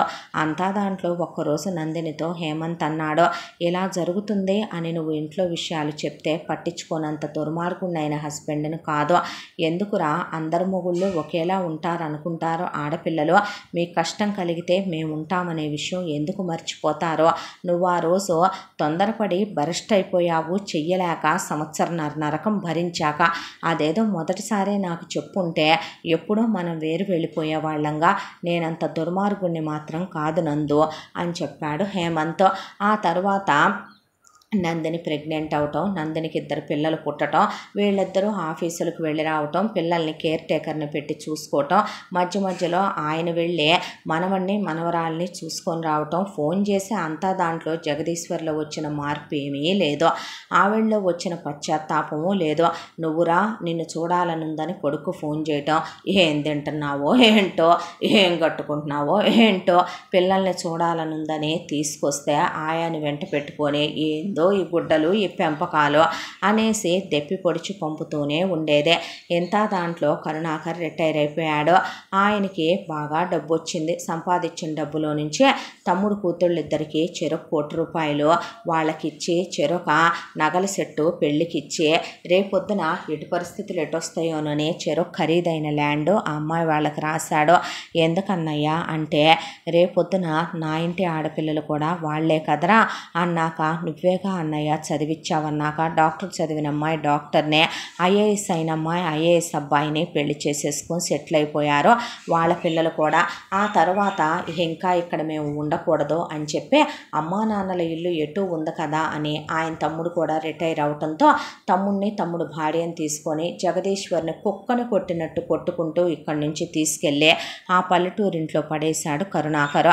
ఆ తర్వాత ఎన్నాళ్ళు అన్నయ్య ఇలా అని ప్రభాకర్ అడిగితే, ఇది పోయిందాకా, ఇది పోయిన రోజునే నా కొడుకు కోడల దగ్గరికి నేను చేరుకుంటాను తమ్ముడు, నీకో విషయం చెప్పనా, అప్పుడే నువ్వు నీ కూతుళ్ళ దగ్గరికి వెళ్ళిపోదుగానే, నా కోడలు ఇంటికి వచ్చాక ఒక వారం రోజులు నవ్విన గుర్తురా, కల్లా కపటం లేని పిచ్చి తల్లే. ఆ తర్వాత మళ్ళీ ఆ అమ్మాయి ముఖం మీద నేను ఆ చిరునవ్వు ఎప్పుడూ చూడలేదు. ఇలాంటివి అత్తలుగా ఉన్నంతకాలం ఏ కోడళ్ళు కూడా సుఖపడర్రా, ఇవి నరకాలు పెట్టడానికి మాత్రమే పుట్టే అత్తలు. ఒకటి ఇవైనా పోవాలి, లేదా ఆ కొడుకు కోడళ్ళైనా విడిపోవాలి, ఆ కోడలైనా చావాలి. ముక్కుపచ్చలారనే కోడలెందుకు పోవాలి, ఎంతో జీవితం ఉన్న కొడుకు కోడలెందుకు విడిపోవాలి. అందుకే దీన్ని తీసుకొని నేనే ఇక్కడికి వచ్చేస్తున్నానని ఆస్తి మొత్తం ఆయన కొడుకు పేరు మీద రాసేసి, ఆయనకంటూ ఆయన రిటైర్ అయినప్పుడు దిగిన అమౌంట్, ప్రతి నెల వచ్చే పెన్షను, ఆయన అమ్మా నాన్నలు ఆయన పేరు మీద రాసిన ఇల్లు, అంతకు మించి సిటీలో ఉన్న ఇల్లు ఇక ఏమీ ఉంచుకోలేదు ఆయన పేరిట. ఆయన మొత్తం ఆయన తల్లి ఇమ్మన్న నగలు, జగదీశ్వరి నగలు మొత్తం తీసుకెళ్ళి ఊడ్చేసి కోడలికి ఇచ్చొచ్చాడు. ఆ అమ్మాయి వస్తానని అత్తగారితో మాట్లాడతానంటే వద్దంటే వద్దన్నాడు. ఆ అమ్మాయి పుట్టింటి వాళ్ళు కూడా వాళ్ళు ఒక్కటే అనుకున్నారు. ఆయన కొడుకు తీసుకున్న నిర్ణయం నిజంగానే ప్రపంచానికి కూడా ఒక గుణపాఠం అవ్వాలేమో. మంచి మనసుతో మనం అర్థం చేసుకుని, కోడలు కూడా ఒక ఇంటి కూతురే, మనం ఒకనాడు ఒక ఇంటి కూతుళ్ళం, ఒక ఇంటి కోడళ్ళం, ఒకళ్ళకి అమ్మవంగానే మనలో నుంచే ఎందుకు లేనిపోయిన దుర్బుద్ధులన్నీ పుడతాయి. అత్తవ్వంగానే మనం ఎందుకు అవతల వాళ్ళ పిల్లల్ని నరకాలు పెట్టాలనుకుంటాం. ఈ బుద్ధులు మారినంత వరకు ఈ సమాజం ఇలాగే ఉంటుంది, ఇలాంటి వాళ్ళని ఎవరం బాగు చేయలేము అనుకున్నారు వాళ్ళు. ఆ తర్వాత ఇక అక్కడ సాధించటం మొదలుపెట్టింది రాజేశ్వరిని. రాజేశ్వరికి అలవాటే కాబట్టి రాజేశ్వరి పట్టించుకునేది కాదు. ఇక జగదీశ్వరినే ఇలా 10 ఏళ్ల పాటు సాధించిపోసి వాళ్ళని తిట్టి శాపనార్థాలు పెట్టి మా సొమ్ము తిన్నారనే ఇండైరెక్ట్ దెప్పి పొడుపులు చుట్టుపక్కల వాళ్ళకి చెప్పటాలు అయిపోయాక బీపీలు పెరిగిపోయి షుగర్లు పెరిగిపోయి ఆలోచించుకొని ఒక రోజున ఇక వీళ్ళందరూ గుడికి వెళ్తుంటే నేను రానని ఇంట్లోనే ఉంటానని భీష్మించుకొని కూర్చుంది. బీపీ ఎక్కువైపోయి బీపీ ట్యాబ్లెట్లు వేసుకోవటం మర్చిపోయి తల్లో నరాలు పగిలిపోయి ముక్కుల్లోంచి నోట్లోంచి చెవుల్లోంచి బ్లడ్ వచ్చి ఆ సిచ్యువేషన్లో కూడా కొడుక్కి ఫోన్ చేసి కొడుకును మాత్రమే రమ్మనమని చెబుదాం అనుకునే లోపే చేతిలోంచి ఫోన్ జారి కింద పడి పగిలిపోయింది. పిలిసే దిక్కులేక పిలిచినా పలికే దిక్కులేక మనిషి ప్రాణాలు వదిలేసి కొట్టుకొని జీవుడు వీళ్ళు వచ్చేసరికి పైలోకానికి పోయింది. ఆయన వచ్చి కొడుక్కి కబురు పెట్టాడు. పెడితే కొడుకు వాళ్ళు పరిగెత్తుకుంటా వస్తే కొడుకును ఆయన తలకొరివి పెట్టొద్దని ఆయనే పెట్టాడు. పెట్టిన తర్వాత తమ్ముడు భార్యనే వాళ్ళ కూతుళ్ళ దగ్గరికి వెళ్ళమనమని వాళ్ళను కూడా పిలిచి తల్లి తండ్రుల్ని దేవతల్లా చూసుకోమని ఆయన 20 ఎకరాల పొలం ఆడపిల్లలకు అప్పుడే పెట్టొద్దని చెరొక 5 ఎకరాలు పెట్టమని 10 ఎకరాలు తమ్ముడినే ఉంచుకోమనమని ఈ ఇల్లు ఎప్పుడూ మీకోసం ఉంటుందని తమ్ముడిది ప్రైవేట్ ఉద్యోగం పెన్షన్ రాదు కాబట్టి ₹1,00,00,000 ఇచ్చి తమ్ముడికి వాటి మీద వచ్చే వడ్డీ వాడుకోండి, కూతుళ్ళ దగ్గరున్న మీరు వాళ్ళ దగ్గర చేయి చాచొద్దని మరదలకు కూడా తెలివితేటలతో ఉండమనమని చెప్పి వాళ్ళని పంపించాడు. మీరు మాతో రండి నాన్న అనే ఇక హేమంత్ నందిని కలిసి కరుణాకర్ని వాళ్ళతో తీసుకెళ్ళిపోయారు.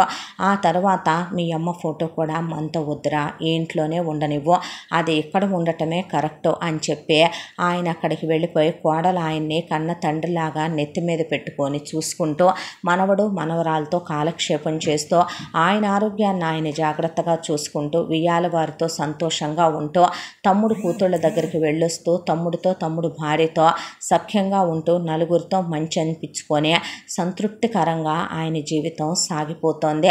విసిగిపోయిన ఏ కోడళ్ళైనా సరే ఇంట్లో నుంచి వెళ్ళిపోవాలనుకోరు, కొడుకుల జీవితాల్లోంచి వెళ్ళిపోవాలనుకుంటారు. ఒకళ్ళతో విడాకులు ఇప్పిస్తాం, ఇద్దరితో ఇప్పిస్తాం, ముగ్గురితో ఇప్పిస్తాం, పేరు వెళ్ళిపోయిన తర్వాత ఎంతమందితో ఇప్పించినా మాత్రం పోయిన మంచి పేరు అనేది తిరిగి మనం సంపాదించుకోలేమని ఏ అత్తలు గుర్తిస్తారో ఆ రోజున చాలా కుటుంబాలు బాగుపడతాయి. ఇది ఈ కథ ద్వారా తెలుసుకోవాల్సిన నీతేమో బహుశా. అలాగే ఆడపిల్లలు అందరూ మగవాళ్ళు ఒకేలా ఉంటారని అనుకోవటం తప్పు. వాళ్ళ మనసులో ఉండే బాధ అర్థం చేసుకునే భర్త అపార్థం ఎందుకు చేసుకుంటాడో అనే ఒక మాట చెప్పి చూసే వాడు నిజంగానే పట్టించుకొని వెధవైతే అప్పుడు చెప్పుతో కొట్టాలి. కానీ బాధల్ని భరిస్తూ అతనితో చెప్తే తప్పుగా అనుకుంటాడేమో అనే ఆ బాధల్ని పీక్ స్టేజ్ వరకు భరించాక బరస్ట్ అయిపోవటం కన్నా ముందే మామగారి దృష్టికి, మొగుడి దృష్టికి, కన్నవాళ్ళ దృష్టికి ఆ సమస్యల్ని తీసుకెళ్ళి పరిష్కరించుకోకపోతే వాళ్ళ బంగారు జీవితాలు నాశనం అయిపోతాయని కూడా ఈ కథ ద్వారా మనం తెలుసుకోవాలి. ఇంతటితో ఈ కథ సమాప్తం. మళ్ళీ మరొక మంచి కథతో కలుసుకుందాం. తప్పకుండా మన ఛానల్ని లైక్ చేయండి, షేర్ చేయండి, సబ్స్క్రైబ్ చేయండి, బెల్ ఐకాన్ క్లిక్ చేసి ఆల్ అనే బటన్ని ప్రెస్ చేయడం మర్చిపోకండి. ఈ కథను మనకు అందించిన కథా రచయిత్రి జి యామిని శ్రీనివాస్ గారు. మళ్ళీ మరో మంచి కథతో మీ ముందుకు వస్తాను. Thank you.